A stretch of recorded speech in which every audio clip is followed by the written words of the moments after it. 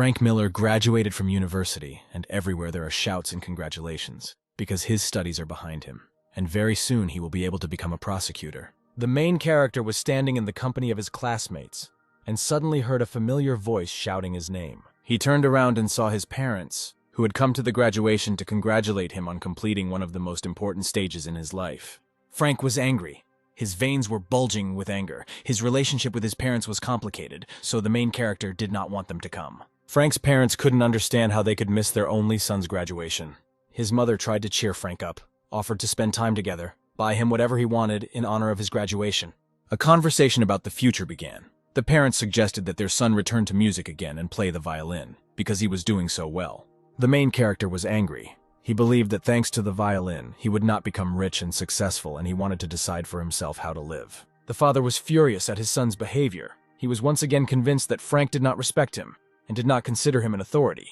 The Miller family owned a small laundromat in town and were poor enough that Frank was tired of the same old food and the stench of dry cleaning. The main character had no friends. His strongest friendship was with cramming. He studied to the point of exhaustion in order to change his life. He didn't want to limit his life to the tiny room in the laundry shop his parents ran. Everyone he knew talked about graduation as if it was the final test. But for Frank, it was just the first step into a new life filled with light. Weeks have passed. No one still believes in him. He doesn't even expect support from his family anymore. He wants to achieve everything himself. People call him unworthy of success behind his back, and secretly envy him because now he performs better than others in interviews. Frank set his sights on a scholarship from Jaehan Holding, the main company in South Korea's business world. Among the people, the Jaehan Holding scholarship holder was considered a joke, becoming a loyal dog for the company, but our hero didn't care. Frank thought only about the success this company would bring him. He wanted to change his life. For him, working in a prestigious company was a guarantee of stability and a comfortable life. Hard work, responsibility, and total dedication to the company made Frank the chief prosecutor of the Western District. Decades later, he had achieved everything he dreamed of at his graduation, but instead of defending the law and justice, he defended the company.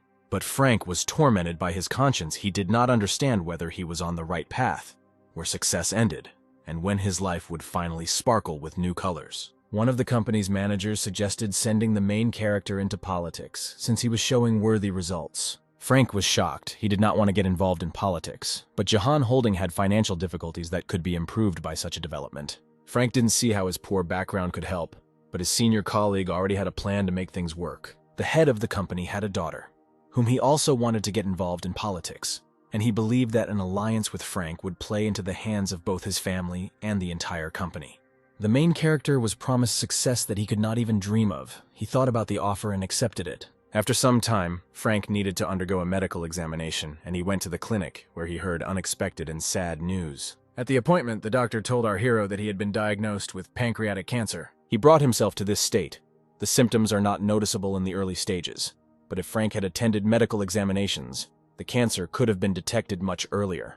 The main character began to blame himself for neglecting his health while building a career. But now he just has to pull himself together and mentally prepare for chemotherapy. While waiting for the train, Frank thought about whose words he could find support in, who he could tell about his misfortune. A rich, unloved wife, a father-in-law who considers him a dog that was taken in by Jaehan Holding, a boss who would immediately fire him upon learning of his illness. He could not find support in any of them. Suddenly, the phone in his hand rang. It was his mother. She seemed to sense that her son needed her now. He answered the phone. His mother started asking how he was doing, and from Frank's voice, she immediately understood that something had happened. The protagonist had tears in his eyes. He could not gather the strength to confess to his mother that he was sick. Looking around at the smiles of passers-by, he began to remember what he had spent his life on and what was good in it. And yet there were moments of happiness in Frank's life, and things that were more important than success and money. At the same time, a man suddenly falls next to our hero, right onto the rails under the train.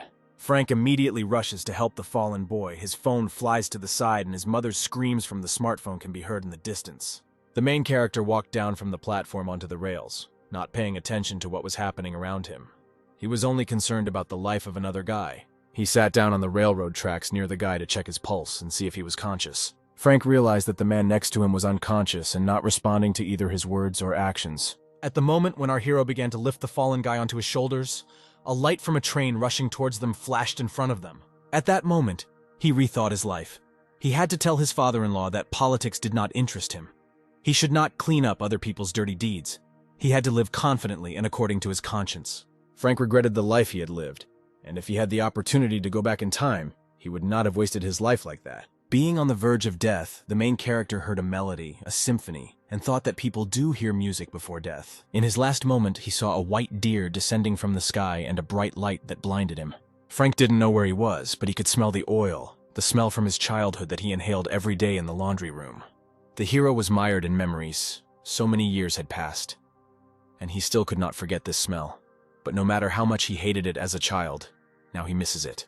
He wanted to meet his parents at least once before his death, who had doted on him all their lives, but he did not notice it. As soon as he realized that he would not see his parents again, he immediately began to appreciate all the evenings and meetings together, and regretted that he did not even take a photo with them at his graduation. Suddenly his mother's voice was heard, waking him up. She insisted that he get up right away, otherwise he would be late for school. Frank opened his eyes and found himself in the tiny room off his parents' laundry room where he had spent his entire childhood. In front of him stood his mother, whom he already looked at with different eyes. He was scared, but very happy. She said that she had been waking him up for a long time, but he still couldn't wake up and she was very scared. Our hero still couldn't believe what he was seeing. Just a minute ago he was in another world and time, and now he was lying in his bed and his mother was waking him up in the morning, just like in childhood.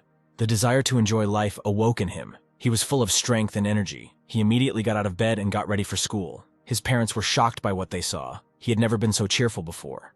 His mother was wary because he was again sitting over his textbooks until the morning, but Frank, smiling on the street, reassured her and said that everything was fine. He said goodbye to his parents, promised that he would return soon, and satisfied headed towards school. The father couldn't believe his eyes.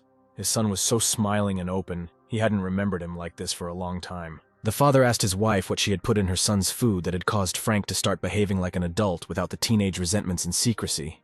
But she didn't react in any way. She was just happy. As the days went by, Frank realized that he had gone back in time to high school, when he was just beginning to think about his future and career. After his own death, full of regrets, he found himself in the time he missed most. This is his chance to fill his life with light, and he will not miss it for anything, because he was given a second life. One school day, the whole class was writing a test, which Frank passed with flying colors, which was hard to believe, because before, he had written all the tests with zeros. One of his classmates was sure that our hero had cheated on this test. He was even ready to bet money with him, but their argument was abruptly interrupted. An angry teacher came into the classroom and told Frank that he was being called to the teacher's room for a serious talk, which made the main character very nervous. There was an enraged woman standing in the teacher's room.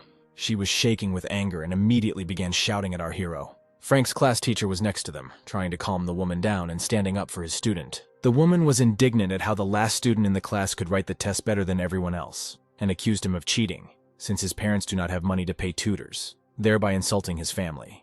The class teacher asked her to respect the boundaries, to which she began asking him if he knew who she was and how much she had done in the parents' committee. She said she raised money to clean up the environment and even helped her students go on a field trip abroad. It turned out that her daughter had always been first on the list of the best, and she was offended that some poor boy had cheated and wouldn't admit it. Frank was holding back with all his might from starting an argument with this woman, but her words were driving him crazy, and in the end he held back.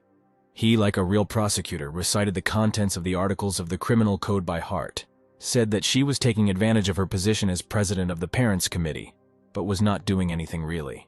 The other teachers began to listen attentively to the argument, in which Frank began to list incidents of bribery among the teachers. Everyone around him understood that he was right. Frank was pleased with himself, and decided to ask again if she really thought he had cheated. The woman didn't know what other arguments to make other than to press him on his disrespectful attitude towards adults.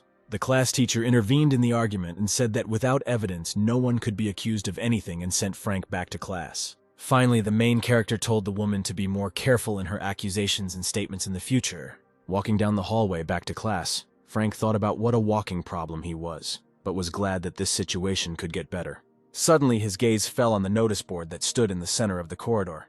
He decided to come closer and take a look. Among the announcements was a poster for a classical music club that was recruiting new students. He remembered that a friend had told him about this group and invited him to join, because it was no secret that Frank had previously enjoyed playing the violin. He really liked playing the violin. At home, he constantly listens to classical music. It calms him down. As a child, he would organize concerts for his parents. They would gather in a room. He would stand in the center and merge with the music.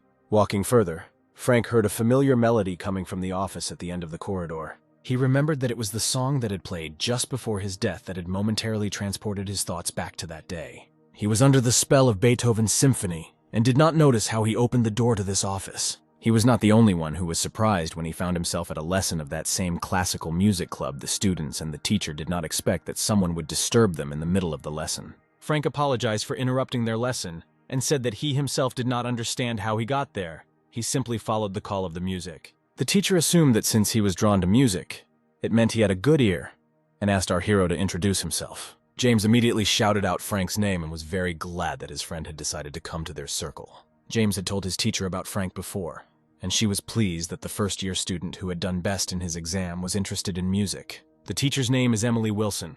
She teaches music in the second and third years, and she suggested that I join their club. Our hero was confused and said that he didn't want to join yet. Emilia suggested that he stay in the office and look around. James said that a couple of minutes before Frank arrived, the teacher said that she would play something for the class on the same violin that the main character himself used to play.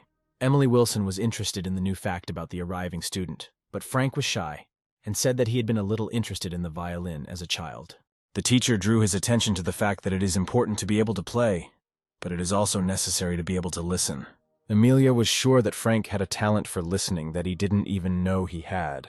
The teacher began to play the violin and asked the students to listen carefully and then share their impressions. Frank was delighted from the first seconds. Emilia captivated him with her violin playing. He could not take his eyes off her. The melody began cautiously as if walking on frozen ground, and continued at an allegro tempo, the bow seeming to pierce the crumbling ice cover. Emilia's fingers seemed to dance as if they were desperately trying to fight the cold wind. Suddenly the melody changed. The bow's movement across the strings continued unabated. Frank was delighted with her violin playing.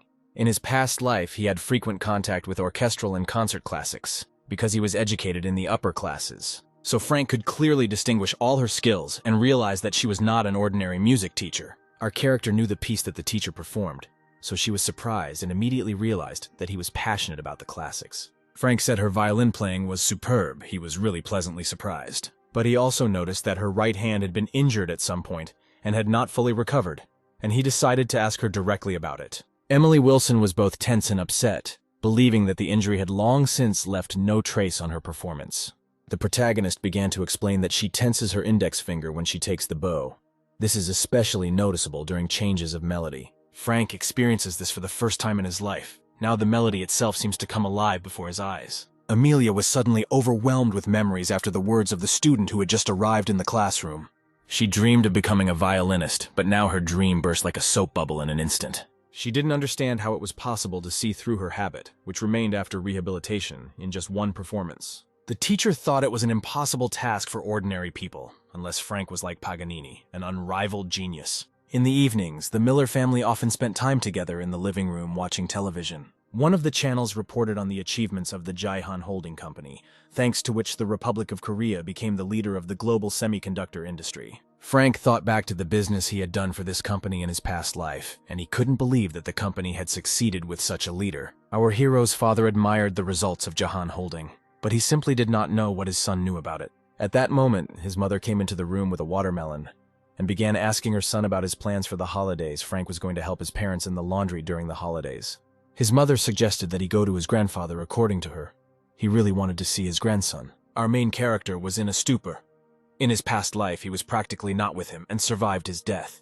At that time, he was so immersed in his studies that he hardly even attended the funeral. The parents insisted that their son go, relax with his grandfather, and see the city. Frank decided for himself that a life full of regrets had passed and he would not repeat those mistakes. A few days later, he was already walking to the bus and wondering in his mind what had happened that his grandfather suddenly wanted to see him. His mother's father had severed ties with her many years ago and had little contact with the Miller family. With mixed feelings, Frank took his seat on the bus and headed into town, unsure of what else might happen in his new life. The main character got from the bus station by taxi and was dropped off on a beautiful wide street next to a large house.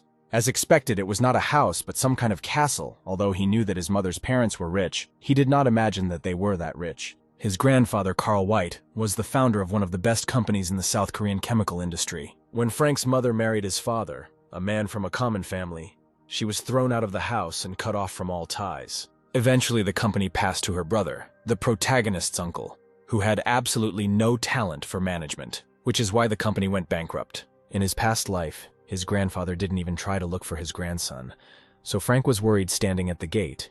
He saw his relatives only a couple of times in his childhood. The maid opened the gate and greeted the guest with a smile, asking how he felt after the journey. She told Frank that the whole family was gathering at her grandfather's house today, and he was very excited to hear the news.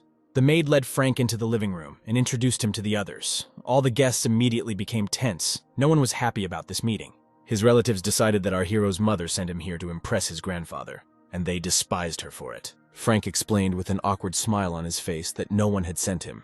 His grandfather had invited him himself. The uncle was seething with rage. He accused his nephew of lying, and his mother of hypocrisy. He did not believe that Carl White could have invited him himself. Suddenly, there was the sound of a cane on the floor, and the elder White entered the living room, informing everyone that it was he who had called Frank here. Everyone around instantly changed their expressions. Their intonations and tone of voice became softer and quieter. The grandfather asked his grandson how his mother was doing and was very friendly. Our hero's uncle intervened in their conversation and began asking his father why he suddenly invited Frank here, since they had business that should be discussed without prying ears. The main character decided that his uncle was afraid that he might take his place. He decided to settle the situation and suggested retiring to his cousin's room, since they hadn't seen each other for a long time. Our hero considered his mother's brother to be so rotten inside that he could smell the stench from 3 miles away. He decided that for now it was better to avoid his uncle and pretend that he knew nothing. There was no point in smearing himself with this dirt. As Frank approached the room with his relatives, he was worried. He realized that his sisters and brothers were just as rotten and spoiled. Entering the room, he saw the dissatisfied faces of his relatives, who looked at him with a contemptuous gaze. But Frank decided to diffuse the situation with his smile and greeted everyone. Bill didn't greet his brother in the best way. He immediately pounced on Frank with questions about what he was doing there. In a past life, Bill tarnished his grandfather's company's name with fraud and illegal financial dealings and tearfully begged Frank to help him. In the end, the cousin turned into a pathetic and frightened curmudgeon. Bill began to act very aggressively towards our hero, insulting his mother and pointing out the poverty of his family. The other brothers and 2 sisters echoed Bill and laughed at his evil and offensive jokes. Frank realized that if he didn't stand up for himself now, they would continue to look down on him. He decided it was time to take action and show his entire family that he was not a punching bag. Our hero told his brother not to get cocky, after which a fight broke out between the boys. Bill grabbed Frank by the shirt and telling him that he would quickly put him in his place, hit him. But there is a quick way to deal with such arrogant degenerates who have nothing to their name except their parents' money. Frank responded to his brother's blow by kicking him in the stomach so hard that Bill flew across the room. But even sitting on his knees and whining in pain, Bill continued to shout nasty things. Frank picked Bill up from the floor by his shirt and pulled him towards him. They looked into each other's eyes with hatred. But Bill couldn't say anything except ask others for help. He was powerless. Frank only wanted to teach his cousin a lesson and warned him that if he didn't stop being arrogant, it wouldn't end with one blow. In the afternoon, the whole family gathered for lunch. The adults sat at one table, the children at another. Frank's mother cooked her father some crab, one of his favorite foods, and gave it to her son to share with his grandfather. Carl was very surprised and began to eat the dish. He was delighted with how wonderfully the crab was marinated. Carl's other children were very tense. None of them had ever cooked for him. Our hero could not even imagine that his mother's cooking would create such a situation. His uncle and aunt became noticeably nervous. The sister who disappeared from their lives suddenly comes back into play, but Grandpa still wouldn't have made Frank's mother his successor. He doesn't have that kind of character. Suddenly, Carl's eldest son decided to start the topic of how his father should retire from business and relax and spend time with his grandchildren. Frank's grandfather decided to test his children and asked them to recite by heart the steps involved in making his company's detergent. His eldest son hesitated. No one present could find a suitable answer to his father's question. Carl was angered by their silence. He understood that none of them would become good managers since they did not know what their own company was doing. He realized that they simply wanted to take his place, to which his children immediately began to justify themselves by saying that this was not what they meant. Grandfather stood up from the table, leaving the room with a request that everyone think about what it was like to be a simple hired worker all their life. Even the children became nervous. Realizing the situation of their parents, only Frank sat calmly with a smile on his face. He was amused by this situation. Carl said his company, White Chemical, would remain in the hands of those with the talent to do so. He dedicated his entire life to the company, and if his brainchild remains in the hands of one of them, then even after death he will never find peace. Frank realized that his grandfather was determined and would carefully approach the choice of his successor. But in his past life, his relatives still managed to ruin the company, so what will change this time? After lunch, Grandpa was reading the news in the newspaper, and Frank was sitting opposite him in a chair. A conversation started between them. While I am here resting in my chair from fruitful work, I want to ask you, dear YouTube viewer, how do you like this story? It is fresh, like my mind in the morning. Share your impressions in the comments of this video. Have a wonderful day. Grandfather asked what our hero wanted to do when he grew up. It was an unexpected and exciting question for him. Frank rethought his values in this life and replied that he wanted to make his mom and dad happy. Carl liked his answer. His grandson turned out to be an exemplary son and asked Frank if he wanted to earn a lot of money to realize his goal. Knowledge from a past life would easily enrich our hero, but now he is not very concerned about finances. He wants to live a life that he himself would consider happy.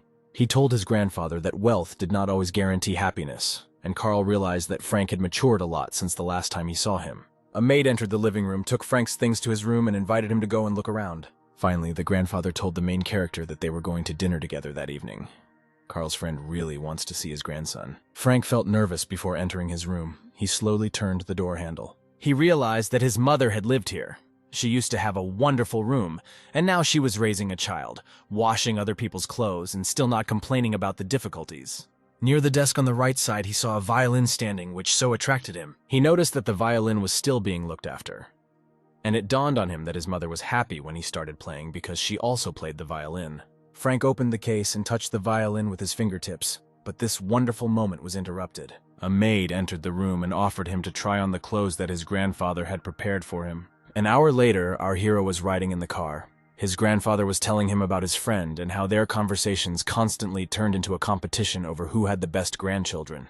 Carl White said that today they would put an end to these disputes, and Frank at this time was at a loss to guess who they were going to visit. At the same time, the streets they were driving along were so familiar to him, as if he had been there before. And so they arrived. After sitting in the car for a while and collecting their thoughts, the grandfather and his grandson got out. Frank looked around and remembered that he had been in this place before.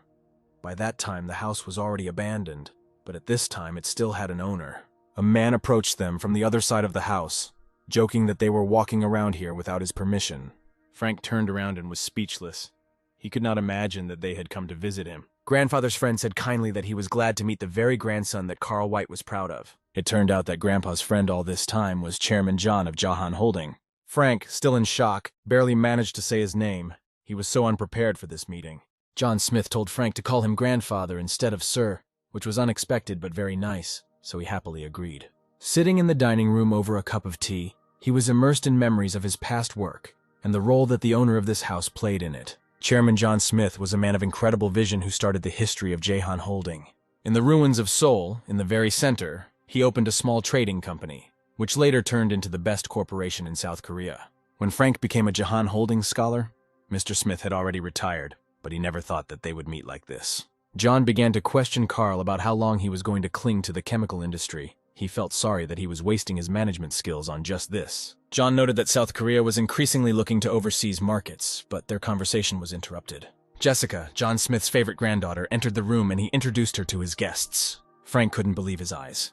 He realized who the granddaughter of the founder of Jahan Holding was. Jessica, later nicknamed the Ice Queen Jessica Smith by the group, was a seemingly sweet and friendly girl. She offered to give Frank a tour of the house and show him her favorite room. In their past life, they hardly saw each other when our hero worked for Jahan, but he knew about her reputation.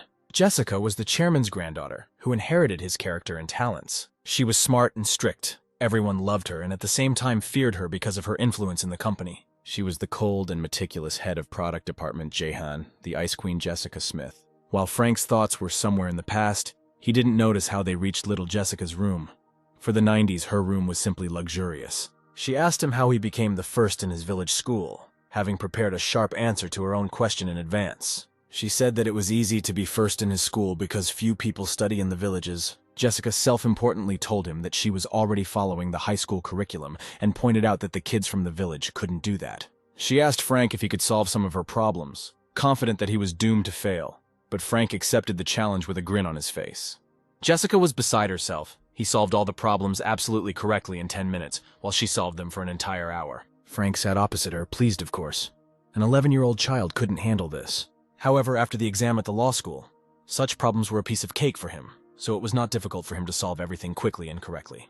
Even the great and mighty Jessica Smith is still just a child and doesn't look like the Ice Queen at all. And suddenly, the main character noticed a violin case in the corner and decided to ask if Jessica could play it. She was glad that now she had the opportunity to prove to herself and Frank that she was better than him in some way. He asked her to play, and without thinking twice, she took the violin out of its case and began to move the bow across the strings. She played the same song that their teacher had played for them in classical music class, a piece by Vivaldi. It was hard to believe this coincidence, but the most important thing is that she is good at it.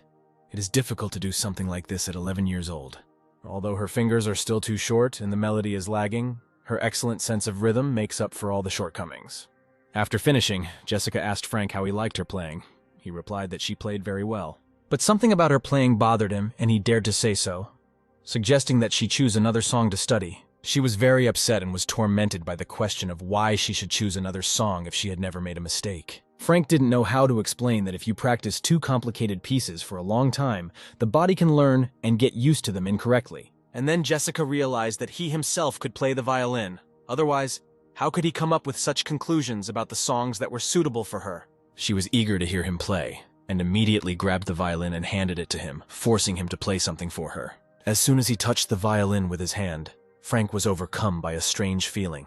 His heart began to beat wildly. He had only vague memories of learning to play, but the instrument seemed to speak to him. Suddenly he saw the image of a white deer, which he first met on the verge of death, and he told him to play the violin. Frank, without realizing it, was already confidently playing the instrument, and in his head the voice of the deer told him that he would succeed. That evening, after Carl White and his grandson had left, a violin teacher came to the Smith family home. Jessica, without even having time to say hello, took the teacher by the hand and led her to her room. She took a notebook of notes from the table and handed it to her music teacher, warning him that she had a request. At this time, Frank and his grandfather were returning home. Carl asked his grandson what impressions he had from meeting John. The main character said that John Smith had a wise look. Then the grandfather asked what kind of look he had, in his grandson's opinion. In the end, Carl White couldn't get rid of his untalented children, and his company went bankrupt. So Frank said he had a warm look. After a couple of minutes of silence, Grandpa said he heard the sound of a violin coming from Jessica's room. He became a little embarrassed, and replied that Jessica had let him listen to her play, and he began to remember his feelings during his own playing. He had been playing for so long. At that age, it was difficult to even maintain the correct posture, not to mention knowing the notes. But when he holds the violin, his body moves by itself. At the moment when the bow barely touched the strings, he seemed to become a bird flying right over the icy surface. He associated it with the fact that a careful flapping of wings instantly turns into a run. And when a frost storm howls and the whole earth is covered with a blanket of ice, the melody changes so smoothly, like someone singing. Frank didn't know what happened then, but he still couldn't stop his heart from pounding and shaking. Grandpa decided to break the silence and asked Frank if his grandson knew what his company did. The main character replied that he had a company that produced chemicals, and his uncle told him that Carl was the chairman of White Chemical. Then the grandfather asked what the chemical industry was. The company started its journey as a soap factory, and now produces various chemicals from washing powders to fertilizers. This industry has a great future. Frank replied that the chemical industry would help people build the industry of the future. The grandfather clearly did not expect such an answer from his 11-year-old grandson. He was surprised, and did not even know how to react.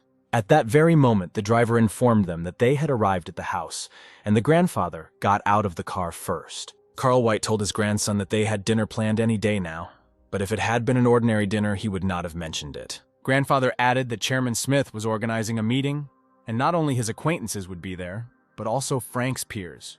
In the 90s, when the ties between the founders of the companies were still close, friendly meetings were held between the owners of the first corporations. At such meetings, one could make useful acquaintances in order to jointly support the selfish interests of the ruling class to which they belonged. The old meetings later became useless when power passed into the hands of the second generation. Frank only knew about this because he was always cleaning up after Jahan Holding. But in reality, these meetings with ordinary people had nothing in common. It was only their world.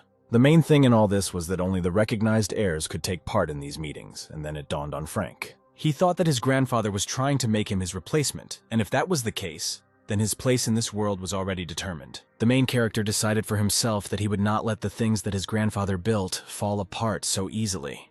Frank had felt a lot of different emotions today, and he had a lot to think about before going to bed. And all this time, music lessons continued in John Smith's house. Jessica forced her teacher to play again and again. She asked the teacher to play a piece by Vivaldi, although the teacher would never have taught her this song at such an early age. She understood that in this house she was well paid for her music lessons, and the girl was smart, but it was difficult to cope with her stubbornness. The teacher played without mistakes, But for Jessica, it was not the same because Frank's performance really did make the room feel like winter was coming. She shared her thoughts with the teacher, who was surprised and asked who Frank was, because Jessica had not talked about him before. The next day, Grandpa, Frank, and Bill met for breakfast in the dining room. Frank asked Grandpa how he slept. He sat down next to Bill at the table, smiled at him, and said, "Hello. Our hero's cousin didn't know how to behave after the last meeting." Since that day, Bill doesn't even dare look him in the eye. How could he have committed fraud in his past life if he doesn't have the guts? A minute later, Carla's eldest daughter came into the dining room and happily announced to everyone that she had prepared stewed ribs. But Grandpa didn't want ribs. He understood why she was doing all this. His daughter had never been interested in cooking in her life. He asked for the crab that Frank's mother had cooked. She got angry but quickly calmed down, and then asked her father who he would go to the banquet with this time. Carl White was visibly hurt by her behavior and words, and replied that it was none of her business who he went to the gala dinner with. Frank's aunt had let it slip that the future heirs were being invited to this meeting, and, as expected, the relatives had plans for it. She suggested that Carl go there with Bill, her son, since the other children were still too young for such evenings. Grandpa was furious. He asked if she even understood what place she was talking about, and why the hell she was suggesting that he go with Bill. Both Carl's daughter and her son were scared. She began to justify herself by saying that this was a good opportunity, but her grandfather did not let her finish. He said he wouldn't just take her son with him, and called them stupid and greedy. Here he glanced at the main character and began to recall his thoughts about the future of the chemical industry, which resonated with him then. And suddenly, Carl White, unexpectedly for everyone present at the table, announced that Frank would be going to this banquet with him. An hour later, right after breakfast, Frank was already in a car with a driver to choose a suit for the evening. He looked around, examined the streets, and suddenly saw familiar places, a crowd of young people and tall buildings. Frank realized that outside the car window was his college town, which brought back memories. Suddenly, the car braked sharply. The main character hit the front seat and did not understand what happened. The driver was scared that he had hit the road hard and asked if he was okay. Frank replied that he was fine and asked what happened. The driver explained that a car ahead had braked sharply, and he was going to go around it and continue on their way. Our hero saw a foreigner and assumed that most likely he and the taxi driver could not understand each other. Frank asked the driver to wait and got out of the car.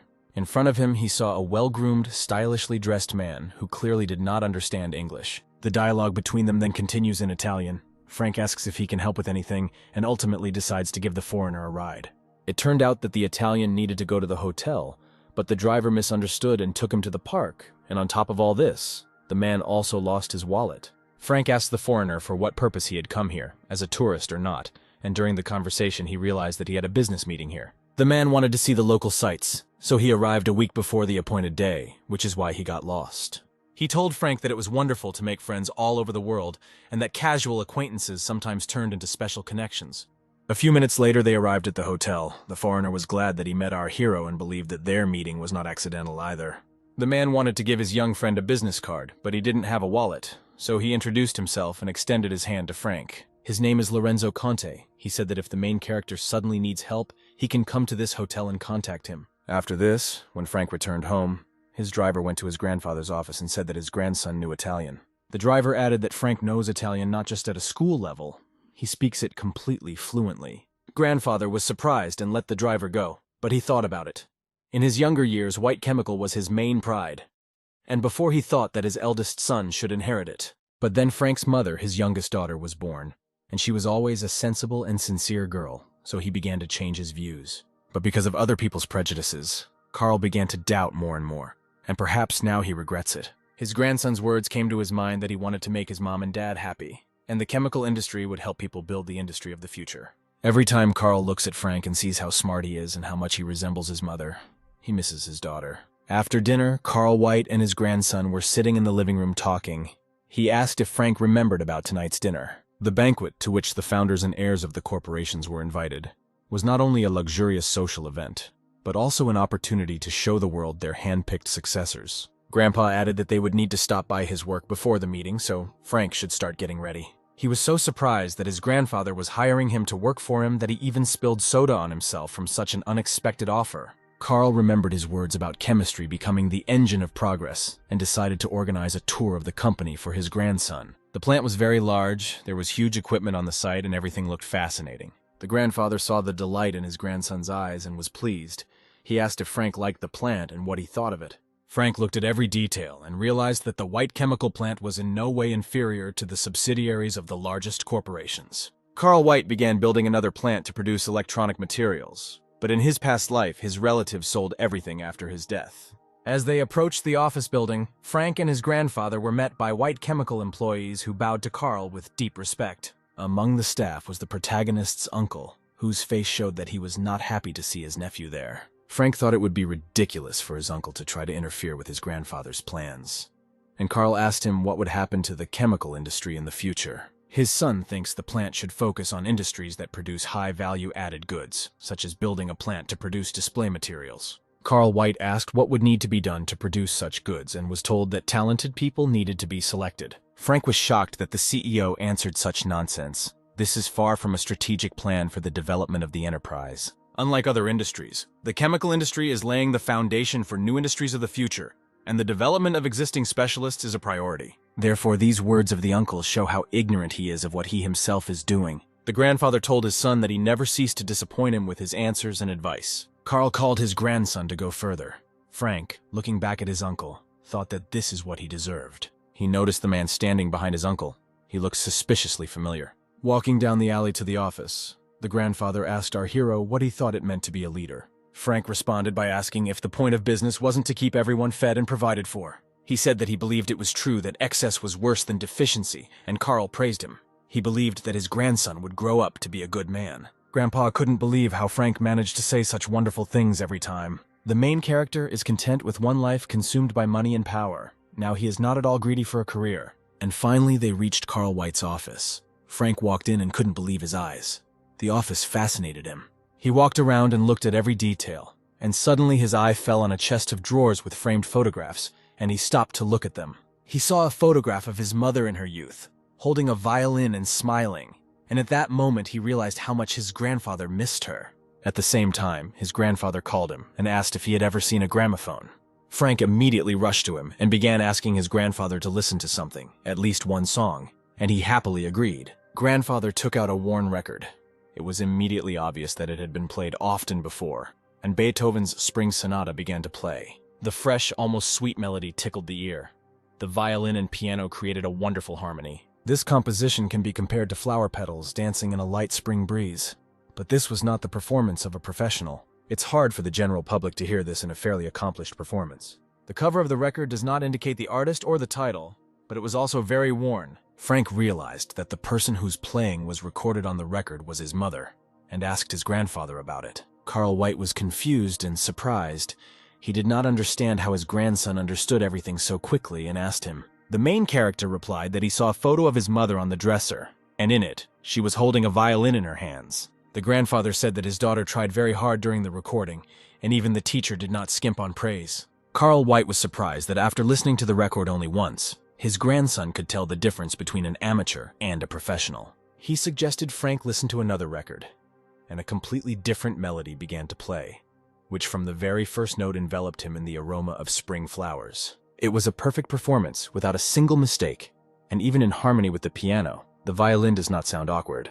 The melody played sadly, as if the instruments were whispering words of love to each other. The grandfather asked how he liked the composition, to which the main character replied that the violinist was simply something, such a pure performance that there was nothing to say. Frank also noticed that this record had been listened to too many times, and the quality of the recording was gradually declining. Grandfather didn't expect to hear this. He often listens to classical music, but he would never have noticed this. He wondered if the human ear was even capable of catching something like this. Carl White's subordinates entered the office, and one of them was his youngest son. They all greeted each other, and the chairman asked what they needed. Frank's uncle was surprised and asked what he was doing there, to which his father replied that Frank was going somewhere with him that evening. The uncle was completely perplexed by what he heard. He shouted out a question whether his father was serious about taking his nephew with him, and received the answer that this was not a joke at all. He was outraged because this was not a place where they would take just anyone, and even his older brother would be out of luck, and he was the oldest man in the family after Carl. Frank's uncle began to convince his father that his youngest daughter had her eye on their company, although she had never met them after running away from home. Carl was furious and yelled at his son, saying that he was worthless and was using the company's name everywhere.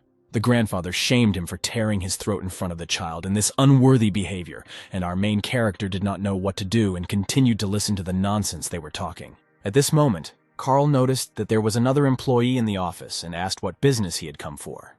It was the man in charge of the chemical materials development project, and grandfather suggested that he leave the office and discuss the matter in private. Again, the same man whom Frank had seen somewhere before but could not remember where exactly. An hour later, the grandfather and his grandson were already sitting in the car, and Carl said that Frank saw something today that he shouldn't have seen. On top of everything else, he added that if the other guys were even a little bit like Frank, then his life would be a little more peaceful.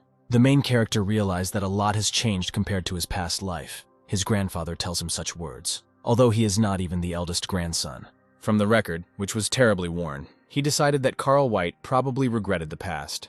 Carl's eldest son was also riding in the car to the banquet, and he once again reminded him of the right he had to be there.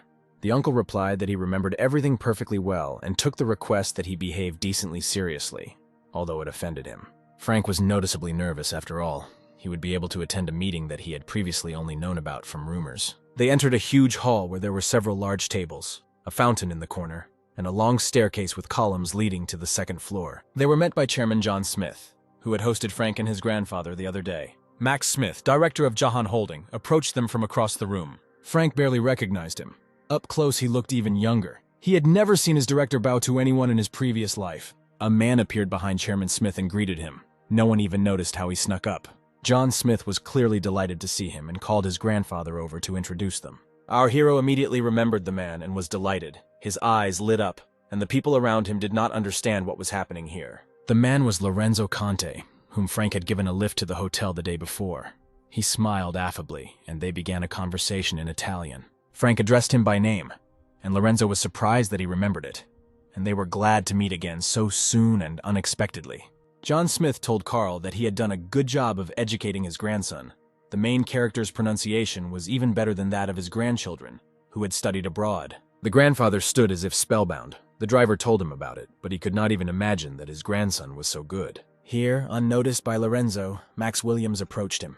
The Italian apologized for not noticing him. He was too happy to meet his benefactor. Grandpa asked Frank to hang out with his peers. The adults needed to talk a little, and our hero went to get the butler. The main character followed the man into another room and thought about the unexpected encounters of that evening. He wondered what Lorenzo was doing to have received an invitation to a banquet of representatives from South Korea's largest corporations. Here they arrived. It was a banquet hall within a banquet hall, only here were the grandchildren of the most influential people in the country. The boys gathered in groups, some dancing, others playing cards. Frank decided that he would not make friends here. Suddenly his name was called. He turned around and saw Jessica, who was heading in his direction and coming up, said that she missed him. Chairman Smith has more than 10 grandchildren, but he took his granddaughter to the banquet, which meant not paternal inheritance, but natural selection. Frank thought about how his grandfather was starting to change his views too, and Jessica was constantly glaring at him. She asked him to teach her to play the violin. The main character did not understand why she needed it, because at least she had a good teacher. Jessica said she liked the current teacher, but in reality, he was the only one who could summon winter. Shortly before the banquet, John Smith asked the teacher to speak with his granddaughter at the meeting. He heard that the teacher played the keys well, so he asked her to accompany him on the piano. Jessica's teacher thought it would be a family celebration at most, but she saw all the people shown on TV in the room. At some point, Jessica disappeared unnoticed, and Frank returned to the hall with the adults. His grandfather invited him to sit at the table with him. Of course, they were sitting next to Chairman Smith's company. He was also Grandpa's friend. Carl asked him if he had made any friends. Grandpa said that one day he might need people from here, but you need to try to learn to distinguish between who needs you and who needs you. Frank listened to his grandfather carefully. Since he had decided to tell him this, then perhaps White Chemical would pass to him. An announcement was made on stage that there would be a performance before dinner, and Chairman Smith revealed that his granddaughter would be performing. At that moment, the main character realized why she left so suddenly. The host told everyone to greet Jessica with applause. The pianist was clearly not feeling well, and Frank was worried if she was okay. The melody started playing, and almost in the first second it captivated everyone sitting in the hall. This is a piece by Vivaldi that Frank played at her place. He was surprised how well she played. Jessica's skills are much better than last time, from the pose to the technique itself.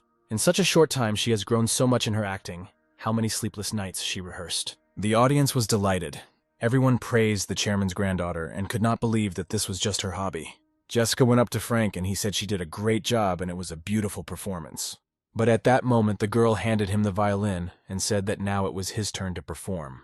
Carl White didn't understand what was going on. He asked Jessica what she was talking about, to which she replied that Frank was a very good player. His grandfather asked him if he could play the violin, but Frank decided to pretend that he couldn't play rather than embarrass himself in front of everyone. Jessica didn't back down. She told everyone that he literally played better than her teacher, but he wasn't sure he could play the way he played for her. Carl White told him to do as he saw fit. The leaders of the business world were gathered here, and Grandpa brought him to introduce him to them. Frank is not a professional, so he shouldn't expect too much from himself. He will definitely be fine. He picked up Jessica's violin and told his grandfather that he would play on stage, but he needed a pianist to accompany him. Behind the scenes, the teacher sat worried and was glad that it was finally over. She would never want to repeat such an experience. And suddenly they addressed her by name. The host came up and asked her to play another composition. She couldn't believe her ears. A minute ago, she was glad that it was all over. And now she had to experience this stress again. The host said he was told to tell her that she would be paid even more than the first time, and her eyes immediately lit up with confidence. Frank came up to them and introduced himself. He said that now he would be performing with the violin. Before he began, he asked the teacher to hold her breath before pressing the first key. He said that when she played the second part, she made a small mistake at the place where the melody changes. She thought no one would notice, but the child was able to hear less than a second of error, Frank reassured her, and repeated again about holding her breath. The main character greeted everyone and introduced himself into the microphone, adding that he was not a professional, but asked for their attention and began his performance. Grandfather listened to his mother's sonata every day to ease his longing for her. He is ready to play if this tiny violin can console Grandfather's heart. His heart was beating madly, as if begging him to play. At such moments, he felt that it would inevitably change his life. Frank's playing made the guests feel as if they were in a spring garden. This wonderful performance warmed and filled the soul with light. The grandfather was enchanted. He was immersed in memories of his daughter and was incredibly proud of his grandson. It was not the Beethoven sonata whose melody was engraved in the teacher's head. It's as if she has a completely new arrangement, and this flawlessly placed violin part, without letting go, leads her along. The warm charm of spring permeating the melody of the violin for some reason gives an echo of deep sadness. This soulful performance was reminiscent of a meeting with a loved one, but the spring day, which seemed to last forever, suddenly ended. Frank lowered his violin, all excited, but the audience's reaction did not take long to arrive. Everyone immediately began to applaud. Jessica was the first to stand up and began to support her new friend, and all the other spectators followed her. Everyone applauded, standing up, and admired the amazing performance. Compliments were heard from all sides. Frank thanked everyone very much for listening to him, and his smile at that moment was very reminiscent of his mother's smile. The grandfather remembered his daughter's performance and how happy she was at that moment. He could not hold back his tears and gave in to his feelings. His grandson managed to awaken in him what he had kept inside for so long. After the speech, Frank approached the table and Chairman Smith asked him in surprise if it was true that he had never studied violin. The grandfather, whose eyes were wet, called his grandson to him, took him by the hands and thanked him. Frank didn't know what to say. Even in his past life, he was at a loss at moments like this. But it seemed words weren't needed here. They stood holding hands and looking into each other's eyes, filled with warmth and happiness. The next day, Carl, his eldest son, and Frank were gathered at the breakfast table, and his son asked him if he would take Frank with him anywhere that day. The uncle said that yesterday he noticed how difficult it was for his nephew. At his age, it is better to rest more at home and eat a lot. The main character barely restrained himself from such words. Then Carl White said that Frank was going to visit Chairman Smith that day and asked his son not to worry about him. They were both stunned by this news. The uncle asked why he needed to go there, but the grandfather said that the car had already arrived. The main character was riding in a car with the Smith family's driver and didn't understand what was going on.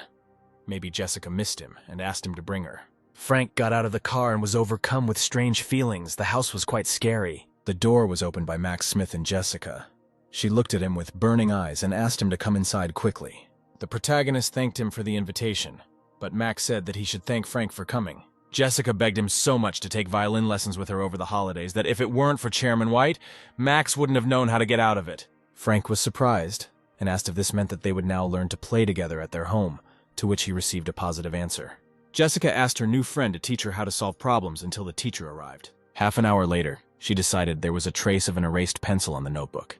She decided again and again until she found the answer. For an 11-year-old, this is an incredible amount of concentration, and she got all of her answers correct. He asked if it wasn't too difficult. It was a complex topic, and at her age, there was no need to understand it. Jessica replied that once you give up, everything will end. So hold on and never let go. Frank decided that this was a typical passion for education among the heirs of major corporations, but he enjoyed it. The main character added that it is not at all necessary to make her yours, even if she does not need it. He added that Chairman Smith knows that if he tries to own everything, there will be problems. Suddenly, unexpectedly for the guys, Chairman Smith entered the room and asked Frank what, in his opinion, John didn't need most. The main character got nervous. He thought about making a joke, but he realized that it wouldn't work, and said that the chairman had already gotten rid of everything that wasn't needed. John Smith watched him closely and was shocked by his thoughtful answer. He started to ask our hero another question, but at that moment someone entered the room and saved Frank. It was Jessica's violin teacher who came in to give a double lesson, and she walked into the room and said hello to everyone. Frank let out a calm breath and relaxed a little. Jessica was very happy to see the teacher, and the chairman was upset that he was interrupted. He told Frank that they would continue the conversation next time, wished him a good lesson, and left the room. The protagonist believes that Chairman Smith is one of those people who hides a blade behind a smile. He will crush anyone in whom he does not find an inner core. Frank wishes that his grandfather could at least partially follow his example. The teacher suggested starting the first joint lesson and handed out a notebook with notes. But at that moment, our hero confessed something to them. The teacher was furious. It turns out Frank can't read music. She thought it was impossible after hearing him play. Jessica couldn't believe it. She asked how he played the violin then, how he made the guests believe that they were in a spring garden. Frank said that he repeated the composition a couple of times, and he was able to play it so well that the teacher asked him to show her his palms. He showed her his hands, and she saw that they were absolutely clean. They were definitely hands that had never learned the violin, and he really was playing without knowing the notes. She began to wonder if she might be witnessing the birth of a genius right now who would leave his mark on the music world. Unexpectedly for everyone, a driver came for Frank and interrupted their lesson. He had to quickly get ready and get into the car. The driver picked up the boy and asked him to buckle up, and they quickly headed towards home. Chairman Smith was standing by the window, and his son Max came into his office and asked why Frank had left so suddenly. They discussed the boy. Max said that he was amazing, and talent is not something you already have. You need to find it yourself and appropriate it. Max added that Frank's extraordinary insight is not at all like that of an ordinary child. There is a sense of wisdom in him. Jessica burst into the room, all beaming and excited, and her father asked how their lesson had gone. She said Frank was insanely good. He was just a genius, and she wanted to play like him. The grandfather told his granddaughter that she was not at all stingy with praise, and that she seemed to like Frank very much. At the same time, the car stopped at the White's house, and the main character told the driver that he would go ahead. Frank entered the room and saw two women standing by the window. One of them was a housekeeper, and in the second he immediately recognized the silhouette of a loved one. It was his mother. She turned around with a smile on her face and affectionately called our hero by name. Frank asked how she could come unannounced and why she didn't even call him. He would like to go out and meet her. The mother answered him that she herself did not know that she would arrive so suddenly. Her grandfather sent a car for her early in the morning. Frank never thought that his grandfather would make such a decision. In his past life, he did not have time to meet her again before his own death. But this time, everything is different. Later, the three of them gathered in the living room, a group they had never seen in before, almost since Frank was born. Carl White asked his daughter if it was hard for her to travel so far, to which she replied that everything was fine and smiled sweetly. The main character's mother did not understand what could have happened that made her father invite her to his house and ask if everything was okay with him. Frank's grandfather replied that everything was fine and that he was still quite the man, and she breathed a sigh of relief. At that moment, the housekeeper came into the room and brought tea. Mom immediately noticed that it was her favorite ginger tea and thanked her. The maid replied that Frank's mother was the only one in the house who drank it, and she could not forget it. Carl White was struck by his daughter's hands, as if she had been holding a violin with those little hands just a couple of days ago, but time flies so quickly. He, succumbing to his memories, with a slight sadness in his eyes, addressed his daughter by name and said that she had raised her son wonderfully. Carl added that Frank was very mature even compared to her greedy, shameless brothers. He also noted that you can learn a lot about parents just by looking at their child, and told them to come together next time. He talked about her husband and wanted them to come visit him together. He had realized a lot during these years of separation. The daughter could not hold back her tears. She was so surprised and touched by these words, because in her past life, her father never recognized her husband as a member of his family. The emotional gap became so deep that they broke off their relationship. But now he admitted that he missed her a lot. They hugged, the ice between them finally melted, and the daughter again felt her father's care and support. At the same time, at the Smiths' house, Jessica asked her father and grandfather in surprise why they hadn't gone to work today. They replied that they were expecting a guest whom she had already met. And at that very moment, the butler came up and announced that the guest had already arrived. She recognized the man, but she didn't feel any delight. She wanted to see Frank more. And in the White's house, while his mother and grandfather were hugging, the main character heard the news that was shown on TV and went over to watch. The man the reporter was talking about on the news was the same guest who was already approaching Chairman John Smith's house. This is the foreigner whom Frank drove to the hotel and who sat next to him during the banquet. That evening, the main character was wondering what this man was doing, and then suddenly, the news announced that the Crown Prince had come to visit the Republic of Korea. The chairman, the director, and Lorenzo Conte sat in John Smith's office and discussed how the hotel's reputation had grown thanks to the prince. Lorenzo politely declined and said that it was all thanks to the efforts of Jahan Holding, and he only dedicated his face. The eternal Crown Prince, Lorenzo Conte, originally had no right to the throne at all, but became an excellent replacement for the former prince. And when Lorenzo's visit to South Korea is covered by news outlets, the Jahan Holding Hotel always looms behind him. It is not even worth talking about the impact this has.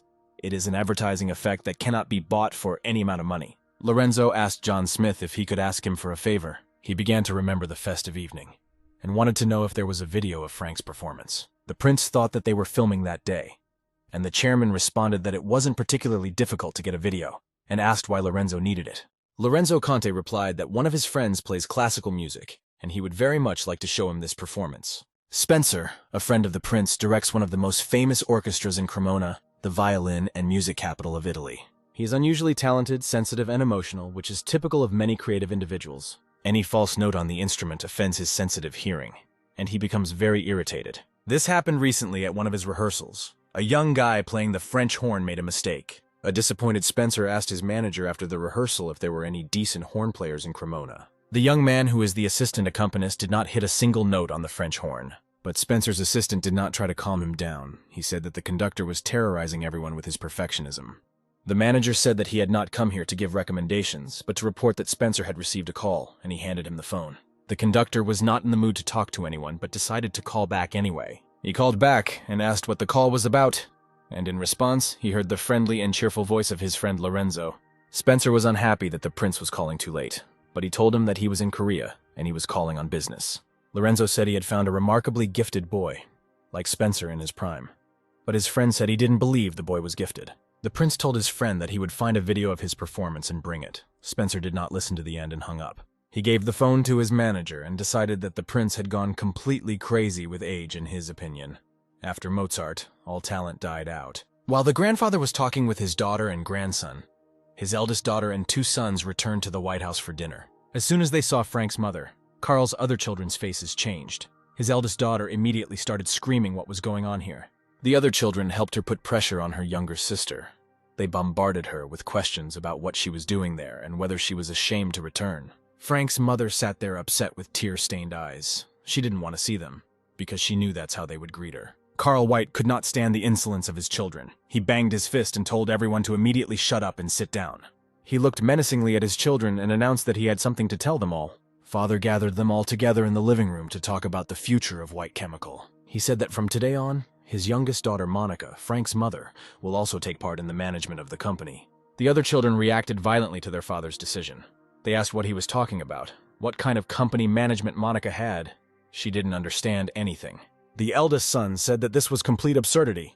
He was letting someone who had never called him in decades make decisions. The son said he understood that his father was excited about the long-awaited meeting with his daughter, but asked him to think it over again. But Carl White responded decisively that when it came to business, it was not gender that mattered, but ability. And besides, none of his children had shown any results. Frank watched silently as it happened, surprised. It was all very different from his past life. Grandfather chose not his uncle, who received the status of heir only on the basis of gender, but his mother, who was distinguished by her abilities. A month of Frank and Jessica's joint violin lessons had already passed. The main character really liked them. He had fun. He enjoyed it so much that he always wondered why he hadn't done it in his past life. The teacher couldn't understand how he managed to achieve such a delightful tone, and Jessica repeated every time that Frank really was a natural genius. His girlfriend asked her to play him again and again. The main character liked it, and he never refused her. The teacher believed that our hero had a talent that she could not even dream of, but instead of envy, she felt her heart skip a beat. It turns out that giving your all to teaching someone is such a wonderful thing. She really wants to see how he grows up. Jessica was upset and asked Frank if he was really coming home after the holidays and asked him not to leave. The teacher supported her student and said that she was very sorry that he would have to leave. A lot had changed since his last life. Frank told them that he was still thinking about whether to leave or not, and it was clear from their faces that there was no limit to their happiness. The next day, the protagonist went to work with his grandfather. Carl White asked if he was tired of constantly sitting in the office with the old man. Frank replied that he enjoyed spending so much time with his grandfather, and Carl said that it would be nice if Monica could stay a few more days. She said she was worried about her husband and left without giving a clear answer. And after that, as expected, her relatives went out of their way to please her father. Carla's eldest daughter always wanted to surprise her father with her culinary masterpieces, although she didn't even know what he liked. She tried to tidy up the kitchen, double-checked how the housekeeper cooked, and tasted everything before serving food to her father. Frank's uncle was also constantly by Carl's side. He stood up for his sister and also pressed on pity with the help of his daughter. He said that his daughter was crying and asking to go to her grandfather. She wanted to see him so much, but the paradox was that his daughter was a baby and couldn't even speak yet. Carl White was fed up with all this circus that was going on in his house. He asked his son directly what he was doing there. The father asked if his son knew what he had done, that he only had a place in the company thanks to Carl, but that was not enough for him. He hired a bunch of incompetent good-for-nothings to join the company, who only know how to lick his boots. The father banged his fist on the chair and said that his son was a fool because he had raised him in the company of nothing but criminals. The son fell to his knees in front of his father and began to ask for forgiveness. He convinced him that he could fix everything, but his father told him not to even think about appearing in the company. Carl White sat in his office silently, tormented by thoughts and doubts that Monica might not agree to help him with the company. Frank understood his grandfather's feelings very well and saw how much he was worried about his mother. Apart from his youngest daughter, Carl White has no children he can confide in. The main character said that if it really doesn't work out, then you can consult with professionals. He tried to offer an alternative to his grandfather so that he would worry less. This option cheered up Carl, and he agreed with it. At that moment, there was a knock on the door. It was grandfather's advisor. He apologized for disturbing and entered the office. He came to clarify about the development of new materials. This man was very familiar to Frank, but he did not understand where he knew him from. He was definitely not imagining things. He had seen him in a past life, and Frank began to remember where that face was so familiar to him. As soon as the grandfather said the full name of his advisor, the protagonist immediately had an idea and remembered everything. This was a man who leaked new developments abroad, which caused the entire domestic business to suffer, starting with White Chemical. In the future, this incident was named after the traitor himself, but at that time the appearance and name of the criminal were not announced to the public. Frank wouldn't have noticed it if he hadn't been involved in that investigation as a rookie prosecutor. This is the irony of fate. The main character was determined, and he would not allow his grandfather's company to go down in this life. Frank wondered how he could catch this freak who was so much like a cancer in the company. The grandfather looked at the reports and was upset. His grandson noticed this and asked what happened and if it was related to his uncle. Grandpa was stunned. Frank was already quite smart, and lately he had been watching him work. Of course he felt the atmosphere in the company. Carl said that he didn't have much longer to live, and that anyone who claimed his inheritance had no idea what they were doing. He was worried about what would happen to the company when he was gone, but he told his grandson not to worry. He would take care of everything himself. The protagonist didn't know whether to just say that there was one traitorous bastard in the company. They might think that he had simply gone crazy, because how could a young guy know this? Frank decided to present this information as a metaphorical piece of advice and said that mold never grows in just one place. He compared it to a laundry, where clothes get moldy and the owner only cares about the outside, not realizing that mold can grow inside as well. Carl thought about it because his grandson was right. The rotten part could quickly consume everything else. Leave it for a short time and the whole thing would spoil. Grandfather didn't immediately understand why Frank was saying this, but then he wondered if this child really could see right through everything and everyone. At the same time, in the Italian city of Cremona, Spencer's assistant tells him that there is a growing demand for foreign artists in Asian countries. At this moment, unexpectedly for everyone, Lorenzo runs into the concert hall with a smile on his face. Spencer was shocked because the prince was supposed to be in Korea. Lorenzo replied that he really wanted to see him and show him something. He took a cassette out of his bag and said that it contained a performance by the guy he had recently talked about on the phone. His friend reacted aggressively to the tape and said that he did not want to be an eyesore with his useless nonsense. Lorenzo didn't give in. He thrust the tape into Spencer's hand and begged him not to judge until he heard it. The conductor was surprised by this. Usually the prince would have turned around and left as soon as he heard a refusal, but why was he so persistent now? He took the tape and said that he would listen to it just once, and after that he would not waste his time. A couple of minutes later, the three of them were already sitting in the office. The prince was very excited and confident that Spencer would appreciate Frank's performance. They turned on the tape and began to watch the performance. The main character didn't really stand out in appearance. They waited for the violin playing to begin. From the first notes, Frank captivated Spencer with his playing. The prince's friend could not believe what he was hearing. He couldn't take his eyes off Frank and listened attentively to the composition from beginning to end. His playing was simply unimaginable. He expected to hear anything but this mind-boggling performance. He smiled for the first time in a long time of rehearsals and performances. When the show was over, Lorenzo asked if the guy was really a genius and if Spencer liked what he just watched. Spencer simply asked where the guy was from and told his manager to immediately book tickets to Korea for their next show. Meanwhile, in Korea, early in the morning, Carl White went somewhere with his grandson. Frank did not know where they were taking him. They drove through the mountains. The scenery was picturesque, and when they arrived at their destination, they were met by an elderly man. Frank looked around and suddenly saw a monument. He realized that they had come to his grandmother's grave. Grandfather took a handkerchief out of his jacket, began to carefully wipe the monument, and greeted grandmother with a smile on his face. He wanted to tell his grandson the story of how they met and asked Frank to listen carefully. Carl White met his wife at about the same age that Frank is now. She looked after the White household, and when they grew older and decided to get married, their parents were categorically against it. Then Frank's grandfather and his beloved ran away from home and moved to the capital. Grandmother asked him if they would regret it, but Carl answered her that he already had the whole world in his hand and he had nothing to regret. But now that Carl no longer has his wife by his side, many things in his life have gone wrong. They sat silently and looked at each other, and suddenly the grandfather asked his grandson if he liked music. Frank is confused. He wants with all his heart to help his grandfather with the business. But in his new life, music, and he are as one, playing the violin, he feels alive. After lunch, they were already at the White Chemical office. Today, as quite often lately, the employees made a mistake. Subordinates came to the chairman's office one after another with questions, and now it was the advisor's turn. He wanted to clarify something about the documents about the development of the new material.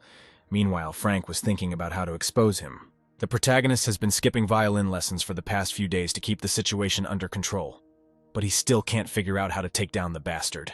He remembered what he and his grandfather had talked about in the morning. His grandfather had asked him for only one thing, that he would help if the company ever needed his help.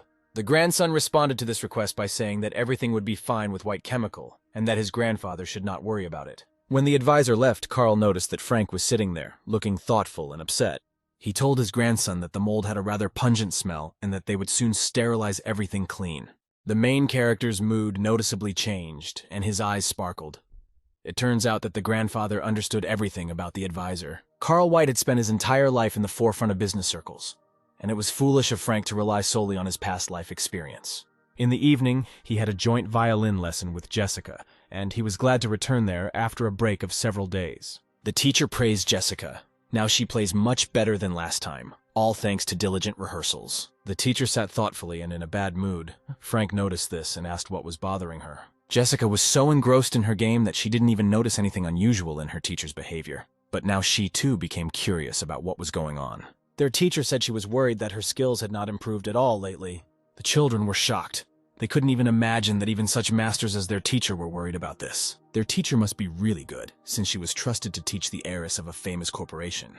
Frank suddenly realized that he had never seen her play the violin, and Jessica supported him, since her teacher had played more often before. The main character's friend begged her teacher to play the violin, and she managed to achieve her goal. The teacher approached Frank with a request. She wanted him to comment on her play. He had been able to catch the mistake when she was playing the piano, so she was convinced that he would be the one to figure out what the problem was. She picked up the violin and began to play. The composition was performed without a single mistake. Jessica enjoyed the performance, and Frank listened attentively. As soon as the teacher finished, she immediately asked the main character how he liked her performance. Jessica shouted that it was flawless, but there was indeed something disappointing about the execution, even though there was nothing to fault at first glance.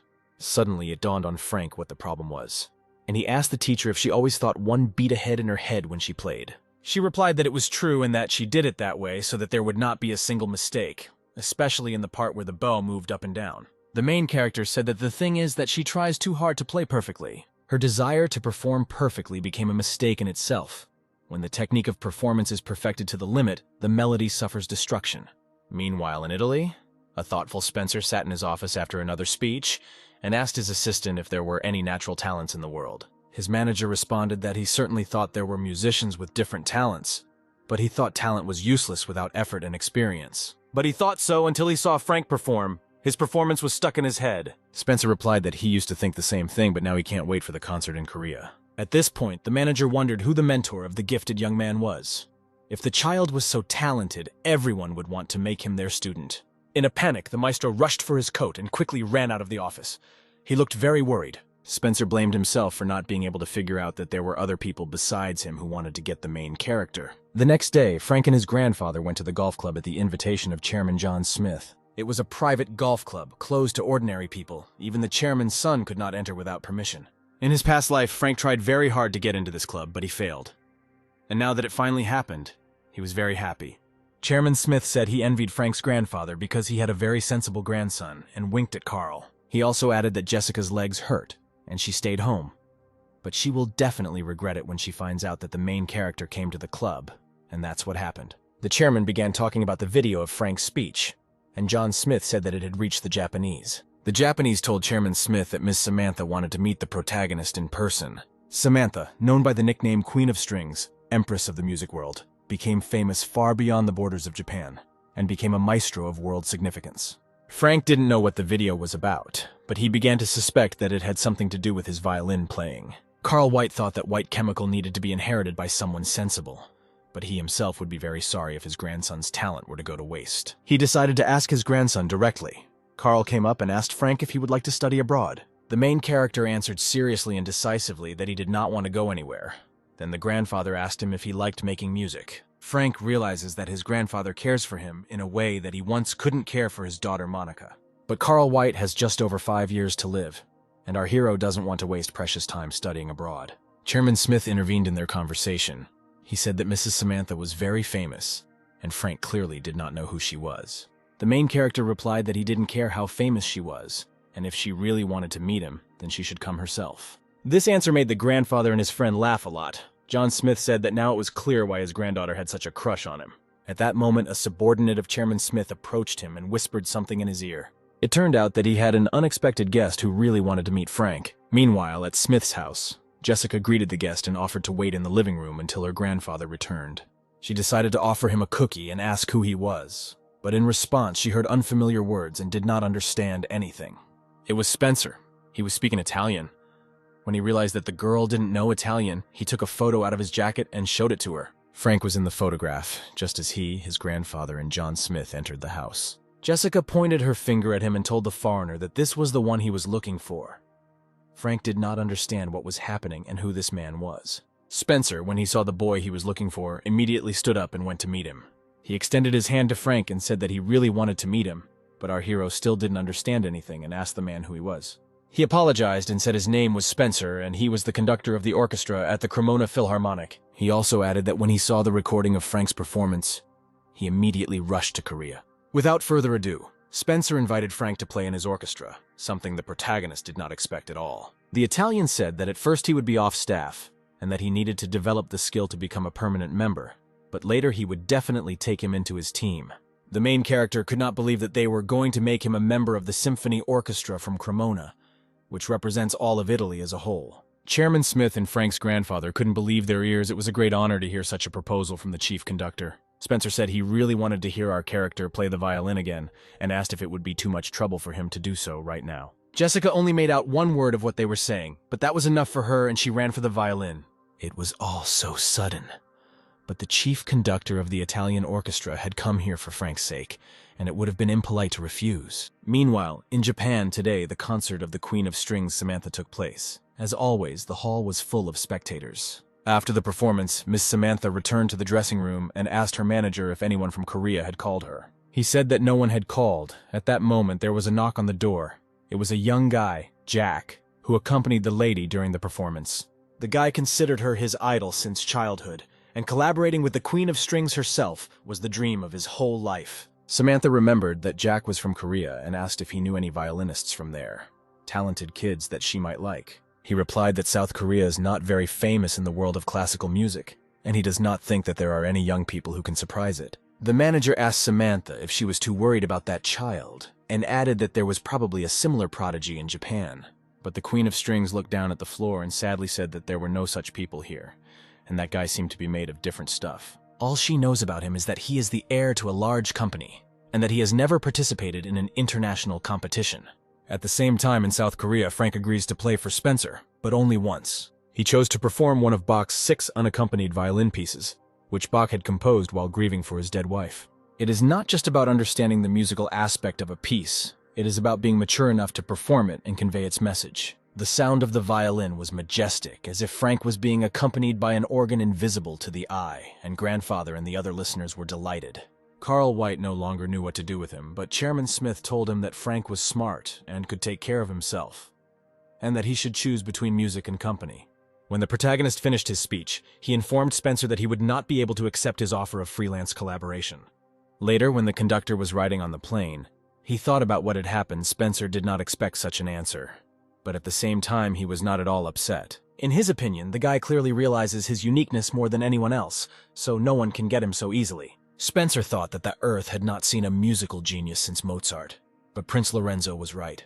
Meanwhile, in Japan, the evening after the performance, Jack sat at the synthesizer and cried with anger at himself. He was overjoyed when he got the chance to perform with Miss Samantha, thinking that he was finally honored to stand next to someone like her. But in the midst of his performance, Jack made a mistake, so tiny that the audience hardly noticed it, but the maestro did. With her smooth melody, she managed to cover up this flaw as if nothing had happened. But Jack blamed himself for the fact that his arrogance had spoiled her performance. The next day, Carla's eldest daughter asks the housekeeper if her father is in the office, and learns that he and Frank flew to Japan early in the morning. The main character and his grandfather were already at the airport. Carl White asked his grandson if it was his first time flying and what impressions he had of the flight. Grandpa said with a smile on his face that you don't have to take your shoes off on the plane. Frank pretended he didn't know that, although he did it on purpose to make him laugh. The main character did not understand why his grandfather suddenly suggested going to Japan. He suggested that he go to a certain place to eat. When they arrived, Grandpa asked him how he knew about this place. Frank replied that he had seen it in some magazine in a list of the most popular restaurants. In fact, the main character visited here every time he came to Tokyo. His grandfather got a call and he left for a couple of minutes. At the next table, Frank saw a guy who seemed to be playing the piano with his fingers. His passion for music apparently didn't subside even while he was eating. Frank couldn't resist and approached the guy. He said that he had a very skillful performance. Jack did not understand what the child wanted from him. The main character said that Jack was rehearsing Brahms' Violin Sonata No. 3. The boy didn't understand how the child recognized the song from one finger movement. He didn't believe that it was even possible. Frank said that the interpretation of the piece depends on the performer, but it is also not worth getting stuck in one role. He added that his desire for perfection does not allow him to show all the capabilities of his left hand, which is forced to perform only low tones. The protagonist told Jack that he should be better off playing live music, but he's playing something that died hundreds of years ago. Jack tried to understand the notes so as not to let his mistress down and not make mistakes. But Brahms's music seemed contradictory to him from the very beginning. Even then, he should have told the lady that this music had died hundreds of years ago, the same thing Frank had told him. Jack wanted to thank the child and tell him that he was incredibly talented, but when he looked around, he couldn't find him anywhere. After dinner, the grandfather decided to be honest with his grandson and admitted that he had reserved tickets for Samantha's concert the following day. When Frank refused to study abroad, his grandfather thought it would be nice to give his grandson at least that experience, for which Frank was very grateful. The main character was happy. He could not even imagine that he would ever listen to the performance of the Queen of Strings herself. Carl looked at his grandson and understood that his talent was not meant for the tiny stage. He wanted to give him everything that he could not give to his daughter. The next day at Opera City, Frank and his grandfather were sitting in the front row, and the stage was very close. Our hero was delighted. The host announced that the concert was about to begin, and a few seconds later, the man Frank had spoken to in the ramen shop yesterday walked onto the stage. It was Maestro Jack Taylor. Samantha was announced next, looking as stunning as ever, in a shiny black dress with her famous violin in her hands. She glanced into the room and immediately recognized Frank among all the others. Samantha pointed her bow at the main character from the stage. Frank didn't understand what was happening, and the lady was glad that she had finally found him. The performance began. With the melody rising like a nightlight, it suddenly collapses in a thunderous storm, the piano astounding Frank. But the main character in this composition is the violin. It envelops the persistent piano, as if driven to the edge of a cliff, with a melody full of love and indulgence. Frank had been looking forward to hearing Mistress Samantha perform so much that he was absolutely thrilled when it happened. After the concert, my grandfather said that it was the first time he had seen someone play the violin like that. Suddenly, at this moment, a man appears and asks to give him a couple of minutes. It was Mrs. Samantha's manager. The grandfather and grandson asked what had happened, and the manager replied that the lady had expressed a desire to meet with them. At the same time in the dressing room, Jack asked Samantha for forgiveness for making so many mistakes. It was so hard and embarrassing for him to admit it earlier. He said that his mistakes also affected her performance, so he offers her his sincere apologies. Samantha replied that they had played Brahms's Third Sonata today, and his interpretation had been beautiful. Compared to what it was a couple of days ago, it was just night and day, so she told the poet that this was already enough for an apology. Jack admitted that in fact one guy helped him, but he doesn't know his name, which surprised the maestro. At that moment, the door to the dressing room opened. The manager brought Frank and his grandfather, and told Samantha that these were the ones she wanted to see. Jack looked at the protagonist as if he had seen a ghost, and Frank still could not believe that the pianist he had met in the ramen shop was Jack Taylor himself. To Jack's left stood the lady. She extended her hand to Frank and said that she was pleased to meet him. She really wanted to see him. The main character was overcome by strange sensations in his past life. By the time he became a fan of Samantha, she had already died. He extended his hand to her and said that he was very glad to meet them. It was a great honor for him. Samantha saw his smooth, beautiful hands and was amazed.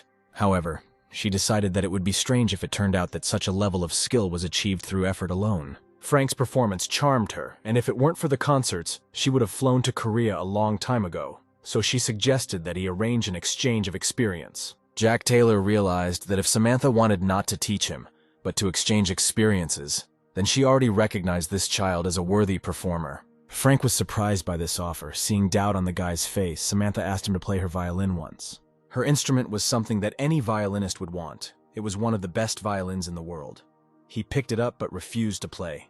A few days later, Jack Taylor was giving an interview in Korea and was asked to tell what it was like to collaborate with the maestro from Japan. Jack said it was a great honor, and he saw the experience more as a mentorship because Ms. Samantha is simply incomparable. The interviewer said that Ms. Samantha also thought highly of him, and she said that Jack had every chance of becoming a maestro in the world of Korean classical music. The young maestro, in turn, said that, in his opinion, Korean classical music will soon face serious changes. On his last day in Japan, Frank and his grandfather visited the hot springs.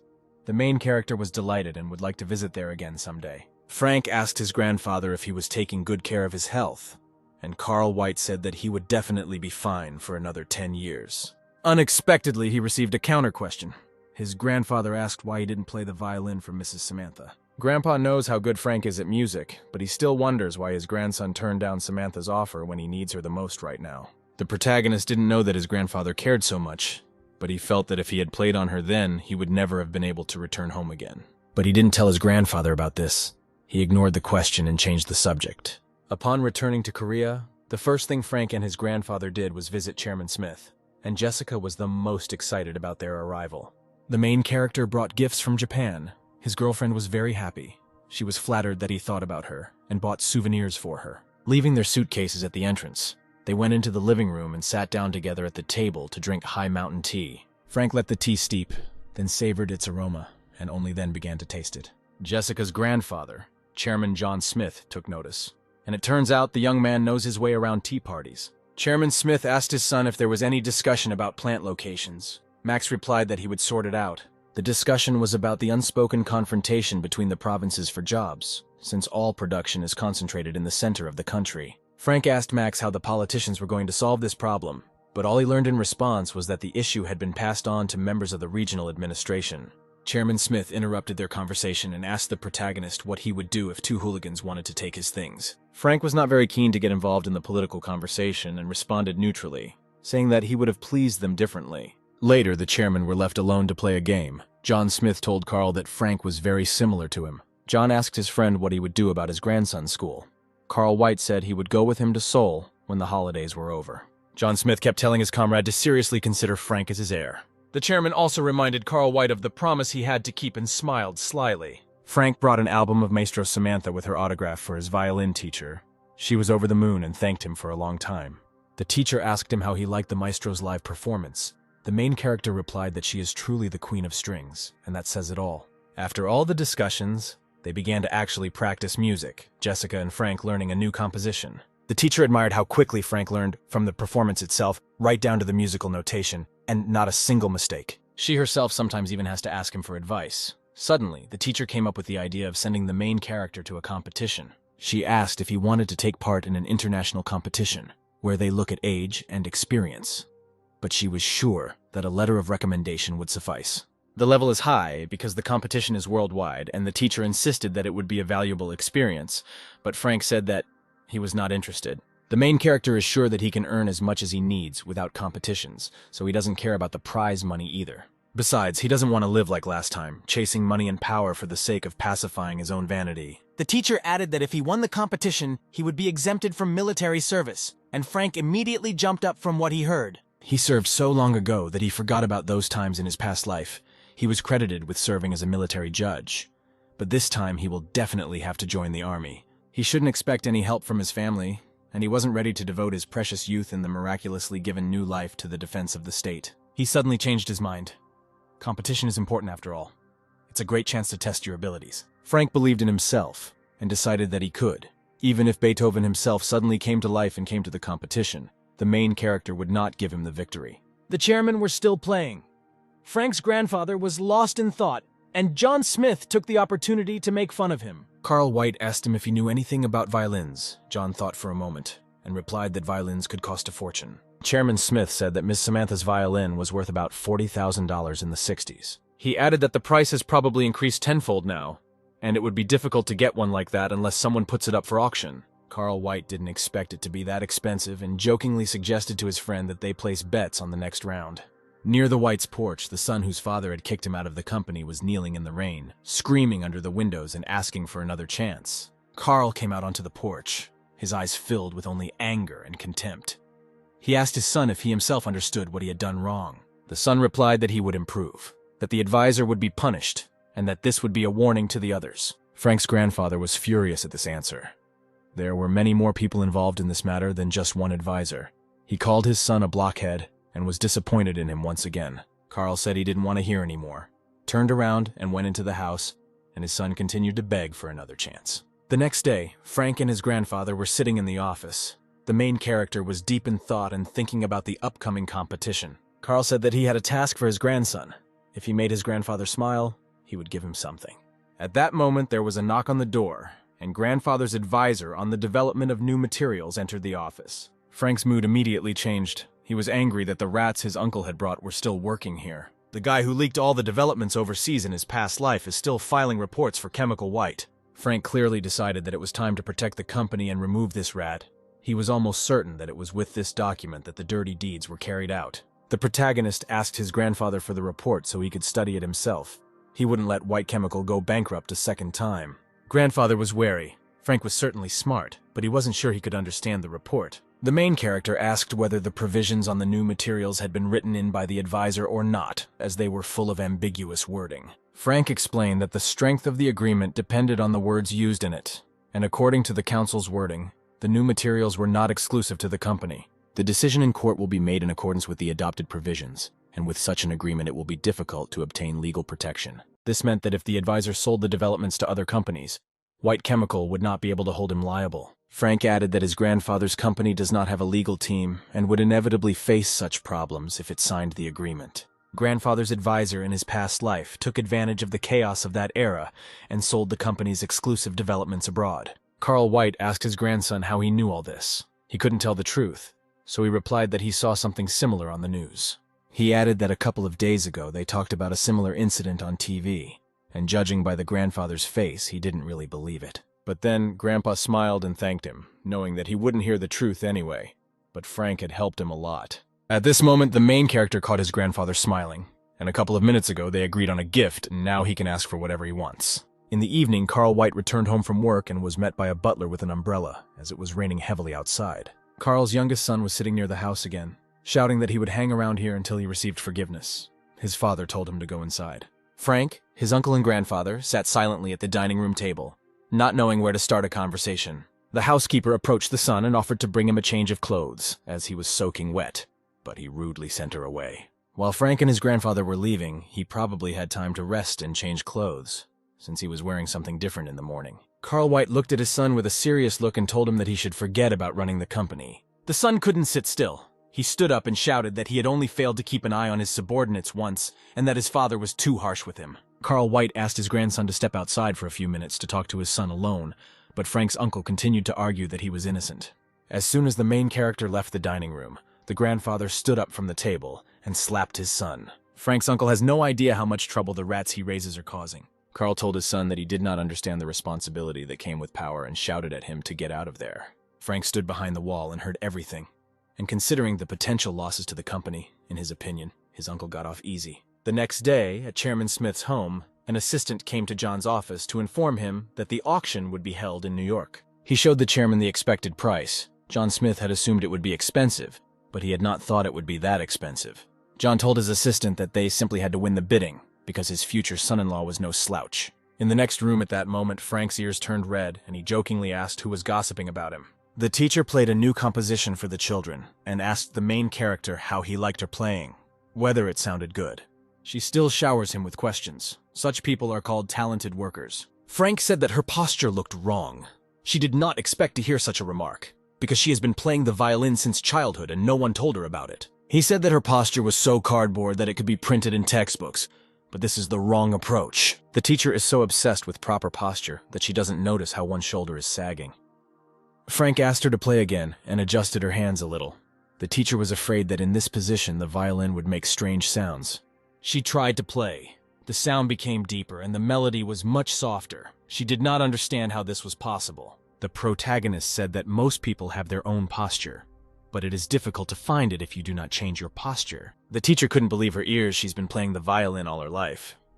But this is the first time she's heard of something like this. Frank also decided to check with the international competition to see if a letter of recommendation from a foreigner would be acceptable for participation. He was referring to Spencer, the conductor from Cremona, who, by the way, had recently become softer towards his charges during rehearsals. The conductor's baton, which cut the air in rhythm with the music, seemed so sharp that it could cut you, but the maestro behaved as if he were plush. The accompanist told the others that Spencer was waiting to connect with someone in Asia. Apparently, he had found someone there who could inspire him. During a break between rehearsals, Spencer's assistant entered his office with a letter. The conductor was very surprised. He had no one to send letters to, but then he saw the sender's address on the envelope and was happy, because the Republic of Korea was indicated there. The events take place in the White House. Frank found a beautiful, very elegant suit on the table in the living room. He went down to the dining room to ask his grandfather about the suit. Carl replied that there was a wedding of very important people today, and they had to go there. Grandfather said that the son of the head of Sunsong Holding was getting married. Frank choked on his juice at this news. Carl White asked his grandson what happened, but the protagonist said that he read about their upcoming wedding in the newspaper and was surprised that they were going there. Frank decided that, judging by the time, today's groom was the youngest of the company's heirs, who had become famous for his dissolute lifestyle. The main character saw him in his past life at the prosecutor's office. He almost never left their office and always brought them nothing but trouble. It was time to get ready and leave. Both dressed up, Carl and his grandson went outside, but they were awaited near the house. Carl's eldest son was standing next to the porch. He was going to go to the wedding with his father and didn't know that Frank was going there. This made him angry.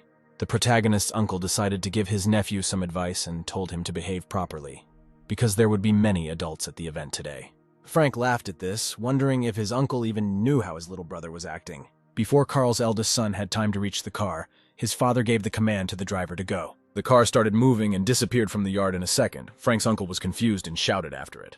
The main character realized that the grandfather did not even invite his son with him. This situation raised his spirits. At the same time, in Japan, in the office of the Queen of Strings, a business meeting is taking place between Samantha and the editor-in-chief of one of the most famous magazines. Adam, the editor-in-chief of Gramophone magazine, was an admirer and old friend of Samantha's, and he was happy to fly so far away to meet her. He congratulated her on the release of her 30th album and said that he was confident that she would win the Gramophone Award. Samantha said he was biased, but Adam responded that their magazine was the most popular among musicians, and the editor-in-chief's one-sided view did not decide anything. He heard that she had left her position as a judge at an international competition and asked why she had done so, since everyone was waiting for her. Samantha thinks her assessment will be unfair. She admitted that she has already fallen in love with the performance of one of the musicians. Adam knows every active violinist, but he didn't think that among the newcomers to the competition there was one whose melody could touch her soul.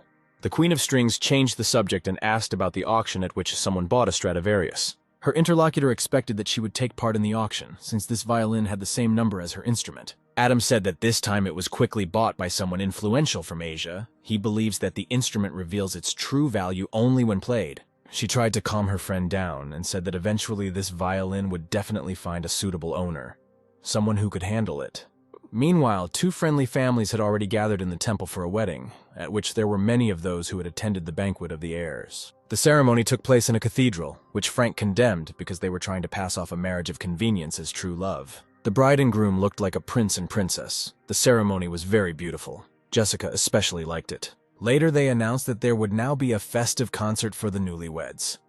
Frank could not believe his eyes. Jack Taylor, the maestro of Iron and Blood, approached the piano. When the formal part was over, the guests sat down at the table to celebrate. Jessica wanted to feed Frank with her fork and reached across the table towards him.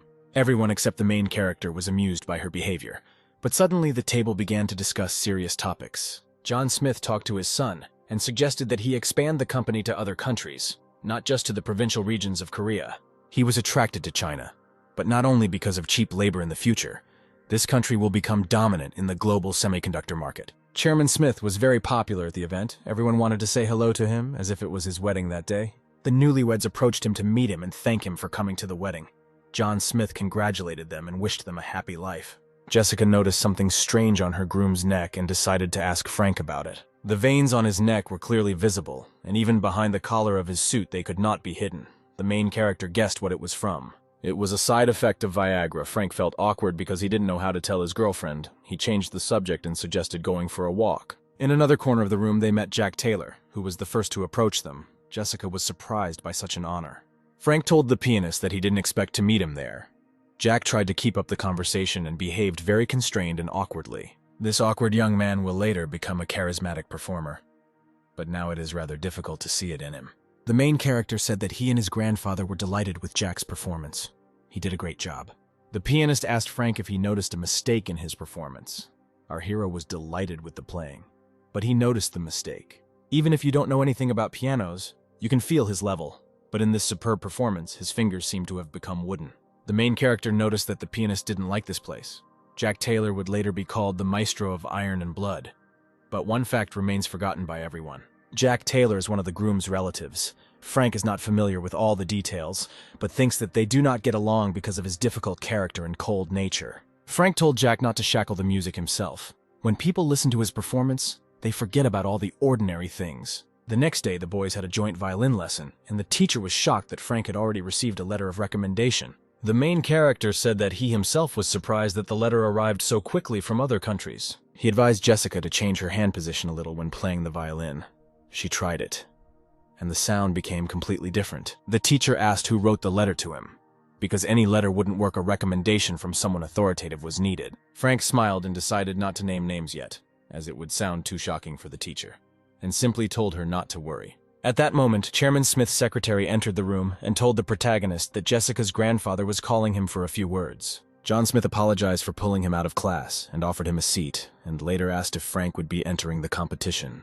Jessica's grandfather challenged him to play a mind game called Paddock, and if Frank could beat him, he would give him something. Meanwhile, in the Italian city of Cremona, Spencer continued to enjoy rehearsals and enjoy the music. After the rehearsal, he suggested to his manager that they go out for a bite to eat, and he agreed. They discussed the international competition that had been moved to the fall, and Spencer thought that everything was turning out to favor Frank. His assistant noticed that after the trip to Korea, the maestro was in a good mood and had noticeably changed. Spencer asked the manager how he thought the world would change if the Italian violinist Paganini came back to life. Without waiting for an answer, the maestro himself said that the whole world would follow his magical melody with bated breath. Meanwhile, in the chairman's house, John Smith asks his comrade when he managed to teach his grandson to play Paddock. Carl White was drinking tea and almost choked. He heard for the first time that his 11-year-old grandson could play this very difficult board game. Chairman Smith said he not only can play, he plays much better than they might have guessed. He told Carl that the game was intense, and he only won because of the change in the balance of power he thinks Frank gave in to him. The protagonist's grandfather thought about it, and decided to tell his friend what had recently happened to him. He told John about the project to develop new materials, and that he couldn't figure out exactly what was wrong with it. But Frank understood everything right away. As he was saying how amazingly clever his grandson was, John Smith grabbed his hand, and with a smile on his face, shouted out that he was his matchmaker. Carl White asked him to control himself, but John told him to remember the terms of the bet. Jessica's grandfather asked his secretary to call his granddaughter along with Frank and bring something. At this time, the children were practicing the violin. Jessica was playing, and the main character was thinking about what kind of gift the chairman was talking about. This was such an unexpected offer for him that at first he did not even think about what it was that he wanted to offer him. Jessica finished playing the new composition and asked her friend his opinion about her playing. As Frank was stroking her head and praising her, the chairman's secretary came into the room and said that Grandpa wanted to see them both. They entered the office, and the first thing the main character noticed was the case that was lying on the table in front of the grandfathers. As soon as he saw it, Frank's heart started pounding wildly. He didn't understand what was happening to him. Chairman Smith asked his secretary to open the case, and Frank saw a case of flame-red wood. He was fascinated by this violin and immediately recognized it. It was the Stradivarius Fantasy. The main character thought that he was dreaming. The masterpiece of instruments that had burned in a fire in a past life was now right before his eyes, and he really wanted to play it. Jessica told her grandfather that the violin was very beautiful, and asked him who it was for. Chairman Smith said that he bought it as a gift for Frank. The protagonist could not believe that this violin was a gift for winning the Paduk. John Smith added with a grin on his face that the boy unfortunately lost the bet. He said that, unfortunately, he would not be able to give the Stradivarius to the main character. At that moment, Frank's life seemed to lose all meaning. The chairman said that he would give him this violin to participate in the competition, and asked if it was not a shame to borrow it only for a while. Frank didn't understand what he was talking about, and the chairman added that he might not just let him use the violin during the competition, but give it to him forever. He froze like a statue and couldn't believe his ears. This violin is every musician's dream. The main character doubted that the fantasy, from one glance at which his heart was ready to jump out of his chest, would be given to him for free. Frank had thoughts in his head that he should quickly tell the chairman that he needed this violin and get it at any cost, but he held back. He slammed the case shut and said that it was too valuable a gift and he could not accept it. But the protagonist added that it would be rude of him to reject the chairman's offer, so he would use it during the competition. The children went into the room, and John Smith told Carl that Frank's eyes lit up and he still refused the offer, and this is incredible endurance for his age. Carl White himself did not expect such a turn of events, and added that it was the first time he saw his grandson so fired up about something. The inspired Chairman Smith jumped up from his chair and began to shake his comrade's hand, once again calling him matchmaker. On a rainy day, Adam, editor-in-chief of Gramophone magazine, had a meeting in London with his colleague Sharon. She was unhappy that because of his business trip to Japan, she had to single-handedly put the arrogant newcomers of their magazine in their place. He laughed, saying that they would become critics from God thanks to her, and added that she, as editor-in-chief, was not at all obliged to do this. Sharon told Adam new rumors that Spencer from Italy had written a letter of recommendation for someone. Adam was speechless, and tensed up. The Italian maestro had never written letters of recommendation to anyone before. Spencer is a strict and proud maestro. He doesn't even have a single student, so who could he write this letter to? But that was not all hearsay. The Queen of Strings, whom Adam admires so much, recommended the same man. This news even made him angry. Adam asked his colleague who was able to get recommendations from such outstanding maestros, but she did not want to talk, because in her opinion, these were just rumors. He looked into her eyes for a long time and showed with his whole appearance that the conversation would not end until he found out the name, and then she said that the guy's name was Frank Miller. Meanwhile, the main character was not himself at rehearsals. He looked sick. He also lost his appetite, and at the table, he joked that he was simply stretching out his food because it was so delicious. For the past few days, he hasn't been able to get the image of that violin, the Stradivarius Fantasia, out of his head. He sometimes reproached himself for not taking it when it was given to him, but he knew that John Smith would not give such gifts for nothing. He knew the habits of businessmen and understood that the chairman definitely wanted something from him, and the first thing that came to his mind was Jessica. At that moment, the car stopped, and he and his grandfather headed into the restaurant. The administrator met them at the entrance and led them to a table. Frank was confused, because from afar he saw that someone was already sitting there. But when he came closer and recognized the people sitting there, he was speechless. These were his parents. The main character was pleasantly surprised and very happy about the long-awaited meeting. He ran towards them to hug them. He asked how they got there, and his mother replied that their grandfather invited them. Frank's father was very nervous because his father-in-law had not spoken to him before, but today he even hugged him and called him son-in-law. The main character didn't even have to think about his past life. He was very happy that his family was together again. They began to eat dinner, and Carl White told them not to be shy about asking for help if they needed it. He would do everything in his power. The grandfather asked his son-in-law if he was by any chance interested in the chemical industry, since, given his education, this job would suit him. If the chemical industry in the future produces high value-added products, White Chemical will become the goose that lays golden eggs. Frank knew his father had to agree. He looked at him and mentally begged him to give a positive answer. The main character's dad said that it was very sudden and he needed to think it over, and Carl White added that he had one more thought. Frank stays to study in Seoul. His grandfather persuaded his parents and they gave permission for this. He told her about it during a violin lesson. Jessica threw herself at him with all her might and happiness, and they almost fell over. The teacher asked whether Frank had submitted an entry for the competition and added that the organizers had already begun selecting candidates from among the thousands of participants. He didn't think there were so many participants. The teacher said that from those whose applications would be read, only 200 people would be chosen, and their videos would be watched. The teacher said that he had no experience participating in other competitions, and it might be difficult for him to get into the selection based on recommendations alone. But in the meantime, in Brussels, they had already read his letters of recommendation and were shocked by their authors. The organizers noted that Frank was too young and had never participated in anything, and they couldn't get their heads around it. They decided to listen to his performance and then decide whether to allow him to participate in the qualifying round or not. The protagonist asked the teacher what would happen next if they liked his recording of the performance. She said that after watching 200 videos, only 60 candidates will be selected to perform at the competition in Brussels. And then from these 60, a few more will be eliminated, and after another selection, only 12 people will remain. Jessica asked if the selection ended after that, and the teacher said that this was where the fun began. For 8 days, 12 selected violinists will live and train in a secluded mansion near Brussels. The teacher said that it would be shown on TV. Frank was not entirely happy with the idea of being filmed for the show. He said it all sounded too boring and like a training camp. The teacher added that he would be allowed to take a violin made by the hands of a great master, but he was only concerned about being exempted from military service. Jessica was in the clouds. She listened to every other word of what they were discussing. But when she heard the word violin, she immediately ran out of the room. Frank didn't immediately understand what had happened and where she had run off to. But when he realized everything and tried to stop her, it was already too late. She brought the Stradivarius, which her grandfather had recently bought, and handed it over to her friend. The teacher was surprised by the antique case and asked where the violin was from, and Frank froze in one place and tightly squeezed the violin with both hands. The doorbell rang at Chairman White's house, and the maid, leaving her washing dishes, ran to the gate to greet the guest. It was the postman. He asked how the maid was doing and then handed her a letter from abroad addressed to Frank Miller. Someone said that you can sell your soul to the devil just to hear the melody of a Stradivarius, and now it is in the hands of our hero.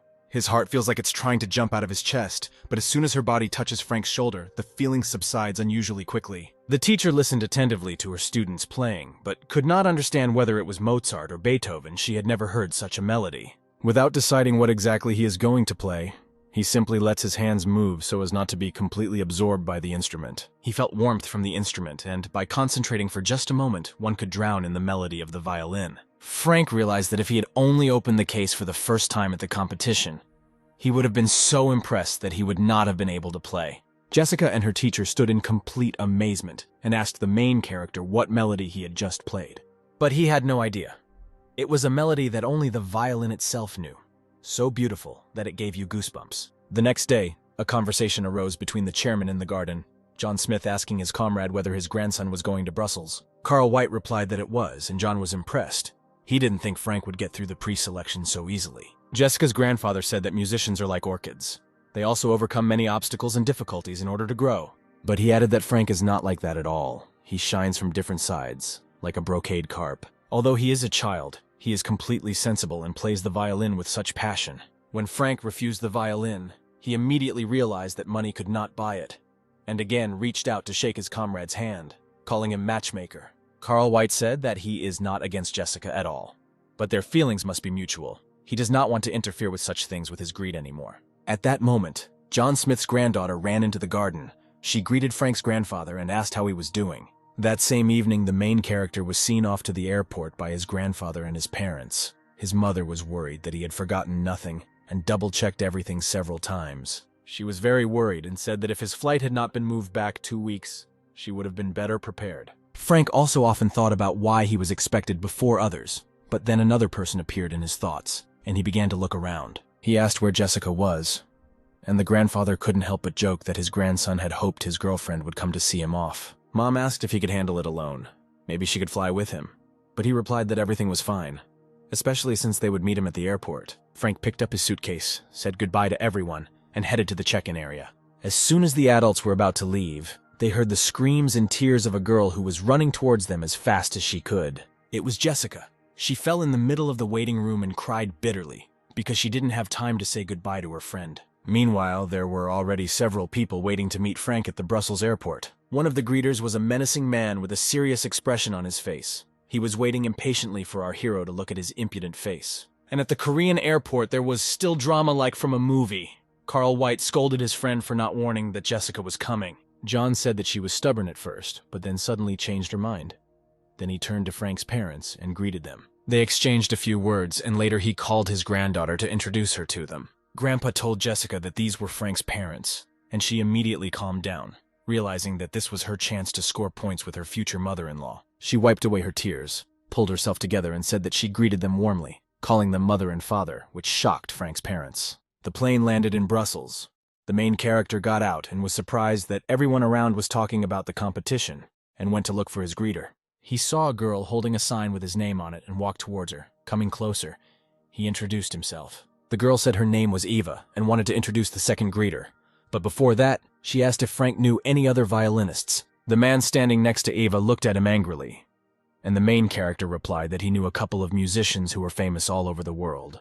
The man said that Frank was a cheeky child. The main character was angered by this, and he deliberately loudly asked Eva what this old man was talking about. This musician was indeed the only one of the competition organizers who was irritated by our hero, but for some reason he decided to go and meet him. He told his colleagues that he wanted to see for himself what a brazen person Frank was, but at the same time, the other organizers wanted to get their hands on this child.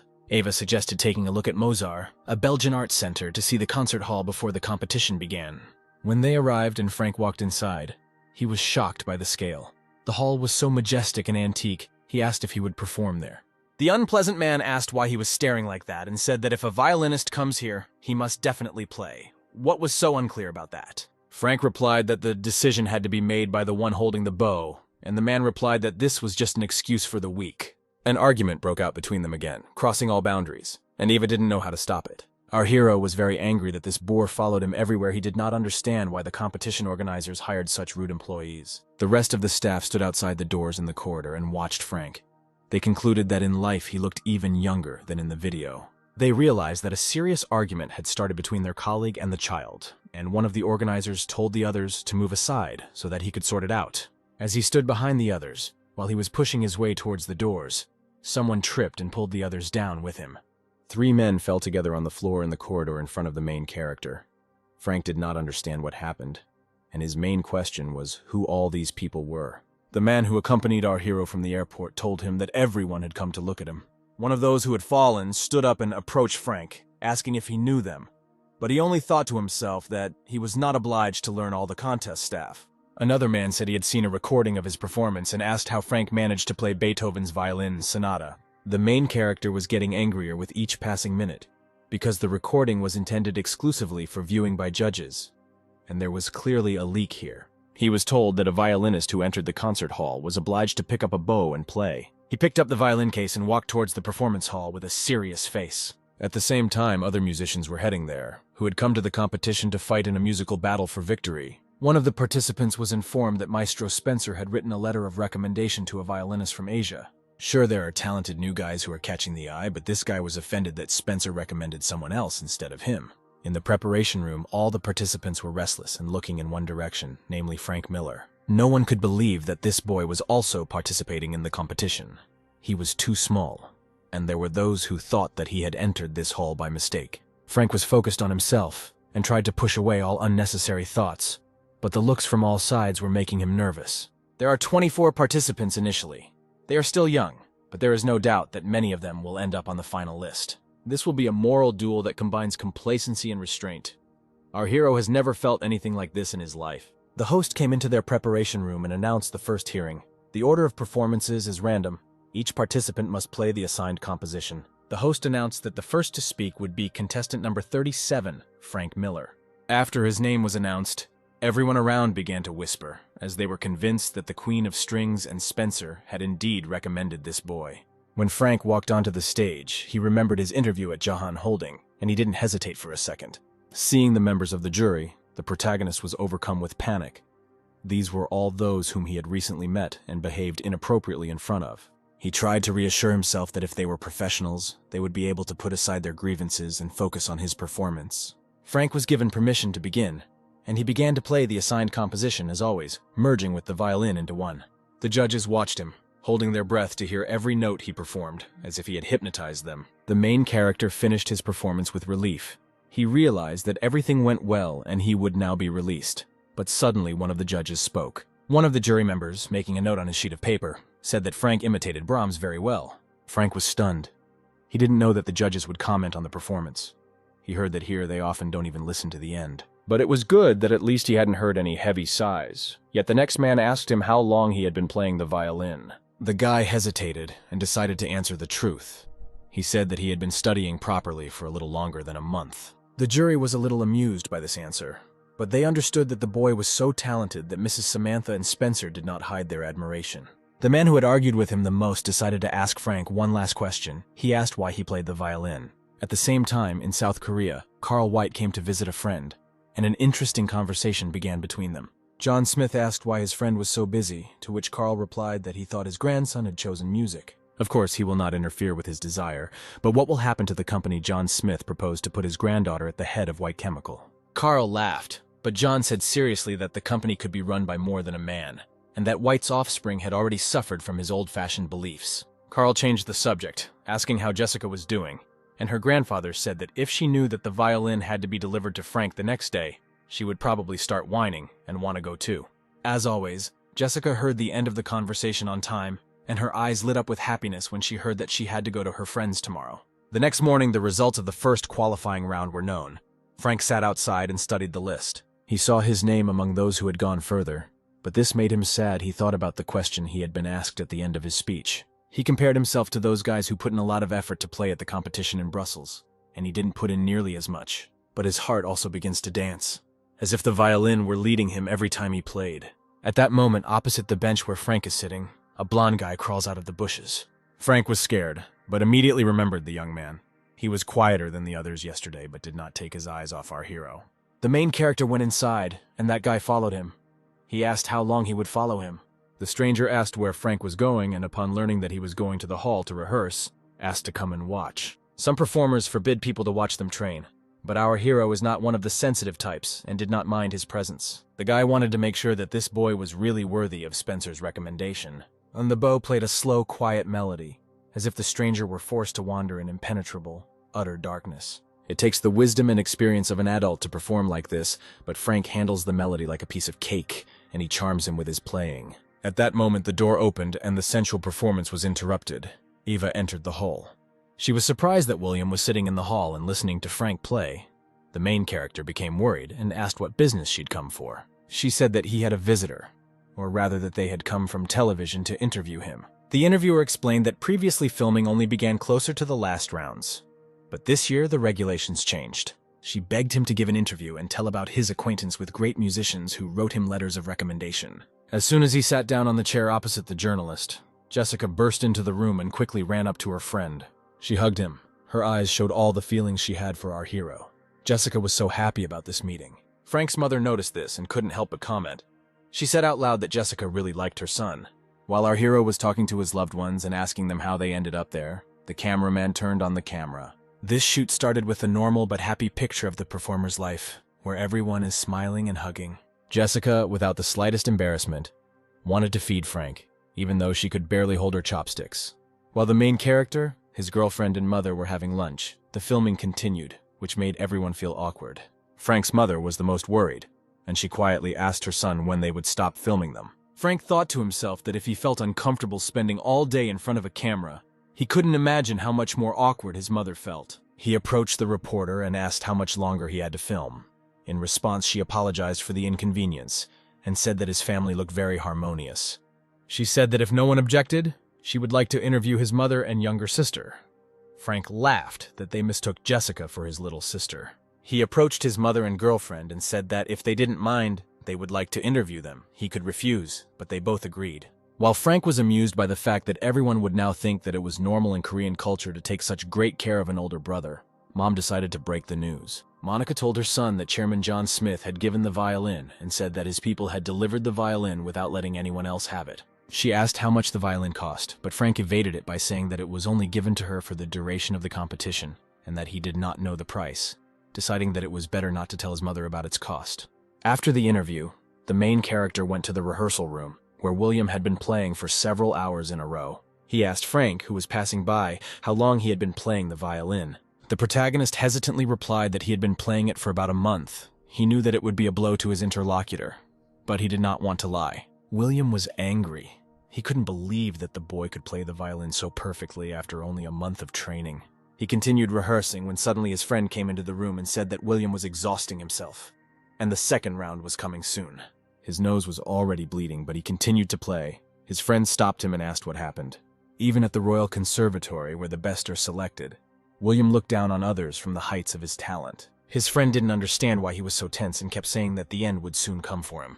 There was hatred and bitterness in William's eyes. He clenched the sheet of music in his fist and said that he would never be second. Before the second stage began, Frank went to the waiting room and was surprised to find that he was given a separate room with only the interviewer and cameraman. In the second stage, the topic of the speech was free without restrictions on genres. Out of 24 people, only 12 will remain. The main character hasn't picked up the instrument yet, but his heart is already beating like clockwork, as if the violin itself is asking him to get it out as soon as possible.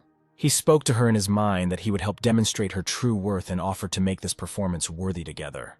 At this time in Japan, the Queen of Strings was talking to pianist Jack Taylor about violins. The young pianist asked the maestro if she remembered the Fantasia violin at a time when many were interested in the Stradivarius, since the competition was in full swing. Fantasy is cold, like thickening darkness, and the euphoria that Samantha is currently experiencing is hot, like the scorching sun. These are the only violins with the same number left by Antonio Stradivari. And the conversation then turned to the auction where they were presented. Everyone thinks that Samantha was the one who took Euphoria decades ago at that auction. But no, she couldn't get it that day. An old gentleman took both instruments and later approached her and gave her the violin, telling her to create countless melodies with this instrument. The Queen of Strings still doesn't know who it was and doesn't remember his face, but she will remember the promise for the rest of her life.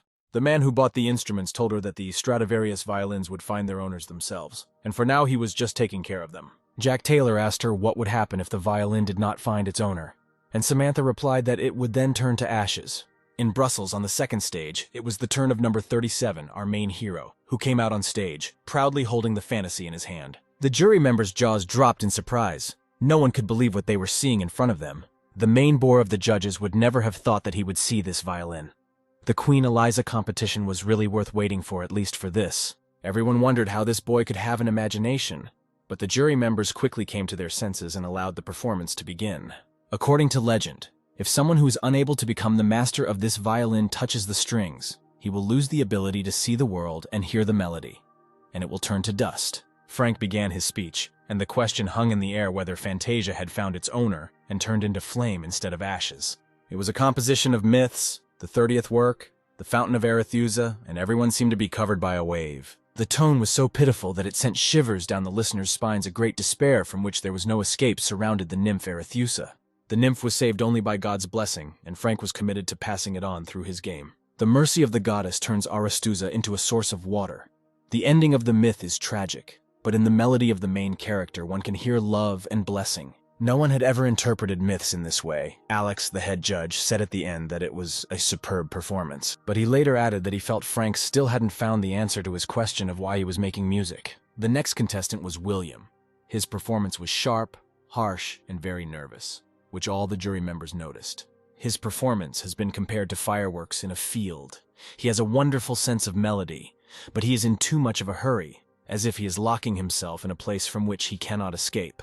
The judges told him to remember that excessive emotion can kill a melody. Backstage, Frank admitted to himself that Alex had caught him red-handed. He had thought about his question a lot lately, but still hadn't found an answer. Having put the violin in its case and entered the waiting room, he came across a girl who was shaking with excitement. He asked if she was okay, and in response he heard that everything was fine.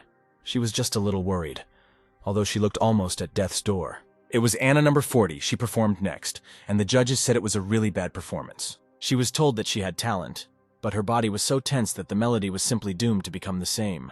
After the performance, Frank returned to his usual surroundings, to his mother and his beloved girlfriend. As the contestants walked past them, looking upset, he wondered if he could make music with such a carefree attitude. Jessica asked her friend what was bothering him, and Frank was surprised that his mood was so obvious. She said that everything would be fine and he was doing great at everything, so he would do great this time too. These words gave strength to our hero, and he decided that he had no need to rush, he would find his reason. After listening to all the contestants, the jury members gathered in the office to discuss the second qualifying round. They were disappointed with William, whose haste canceled out all the positives, and the same with Anna. She definitely had talent, but her nerves got in the way. They decided to first determine the best contestant of this round. Alex said that there was nothing to discuss here.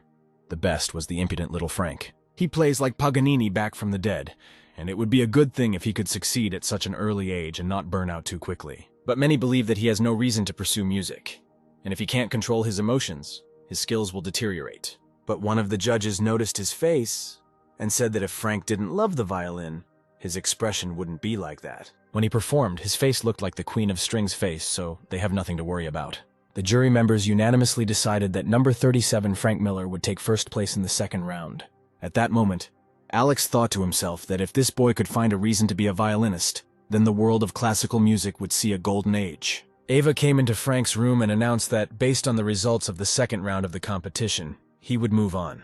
She said that information about the third round would be announced a little later, and added that during the discussion, the one who took first place was chosen. Meanwhile, in the rehearsal room, William's manager came to him to tell him the results. But he already knew that Frank would be the first. William said that no one else was capable of doing this except Frank and asked the manager to leave so as not to be distracted and continue rehearsing. The assistant asked him to take a break at least today, but William said that then he would never be able to step on Frank's toes for the rest of his life. The protagonist was informed that he had won first place in the second round. He was very surprised that the decision was made unanimously and asked how often this happens. Ava replied that, as far as she knew, this was the first time in the history of the competition, and this shocked our hero even more. In the evening, all the contestants who made it to the third round were invited to the concert hall to be told what would happen next. Mark Ampere took to the stage to talk about living in the mansion where the contestants will spend the next 8 days. During this period, all contacts with the outside world will be prohibited, and an agreement will be made with the participants regarding this. They will also have a meeting with the conductor of the Belgian National Orchestra, which will be attended by the King of Belgium. Mark Ampere announced that the training camp would start in 2 days, and that the necessary preparations had to be completed by then. He also expressed his sincere congratulations to the participants, and said that these 8 days would give them the best impressions. Frank is looking forward to performing with an orchestra, having only been able to play with piano accompaniment until now. He noticed the evil look staring at him, and he understood that it was because he was nameless and very young he was put on the same level with them. Everyone except William, who has personally seen him play, is skeptical, but he is still raging and throwing. Unexpectedly for Frank, the first person to approach him was Charles, a young guy from China.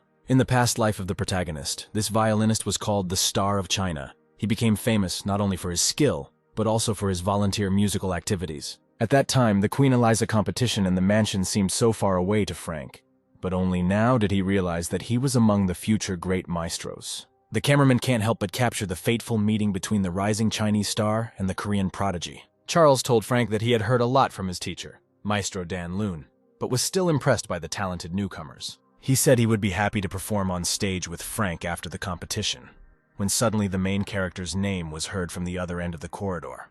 Jessica was running towards them as fast as she could, shouting Frank's name so loudly that the whole building could hear, which confused both boys. Charles smiled at this situation and asked the main character if it was his bride running here. Frank was taken aback by this question.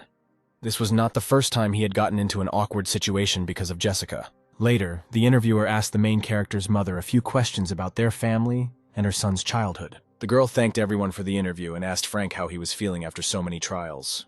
In fact, he himself did not understand what he felt, but he responded with enthusiasm that he was looking forward to a new experience. The next day, there was a move into the mansion. The main character entered his new room and was amazed by the view from the window. It was very beautiful and picturesque. After checking in, all the contestants had to gather in the room with Mark Ampere. Frank was the last to arrive and took his place. It was the first day in the mansion. Mark wanted to tell how the work is organized here and introduce the participants to the rules of residence. But first he suggested that they get to know each other better and start from the side where Charles was sitting. Charles Yan from China stood up first, introduced himself, and said that he played a piece by Brahms during the second round. Next was Eric, a tall, huge, red-haired guy who came from Northern Europe. After him, Daniel Bruhl from the Berlin University of Music introduced himself, a seemingly quiet and friendly guy. The encounter brought back memories of Frank's first day at the Institute of Forensic Sciences, when, as now, Everyone was so busy promoting themselves. He was so lost in thought that he didn't hear his turn come. But then he stood up, introduced himself, said that he was 14 years old and that he was playing a play by Simonovsky. Eric, the healthiest guy present, noted that the main character was very short and looked no older than 10 years. Next to introduce herself was Anna. She is from Russia and studies at the Tchaikovsky Conservatory. Anna aroused our hero's curiosity. He remembered that she was the one who was most worried before the performance. But despite her anxiety, she made it to the next round. William's introduction was the one that most angered the main character. He only said that he was from Great Britain, and spent the rest of the time glaring at Frank. After the introductions were over, Mark began to explain the rules of the mansion, which is completely off limits to outsiders. In addition to cleaning, you will also have to cook breakfast and dinner in turns, which strongly reminded our hero of boot camp. Mark said that there are cameras installed throughout the mansion that film their daily life and music lessons, which will later be aired. Finally, he said that he hoped the participants would be able to develop their musical talents and realize their dreams. Finally given some free time, Charles suggested that they all chat about something and get to know each other better. But one after another the refusals followed. Everyone went off to rehearse or just spend time alone, and Charles was left alone with Frank. In the end, they are all competitors here, and it won't be easy to just become friends. It was the same at the Institute. After the first day, everyone started plotting against each other in order to eventually win. Eliza's competition did not bypass Italy, and Maestro Spencer closely followed the events. Entering his office, the manager asked the maestro what he was thinking about, and he replied that the boy was already in the mansion and preparing for the third round. They began to remember the times in the wonderful mansion, because both had been there. Spencer had even won the main prize at one time. Spencer remembered the legend of the god of music, who has endless melodies and lives in a mansion. The manager said that all violinists have known about the legend since ancient times. God should come to the musician at dawn, but at that moment he was interrupted. Spencer corrected his version. God will not approach with the blazing dawn, but will call the chosen one with his soothing melody. And then he told him what would happen to Frank if he became the chosen one.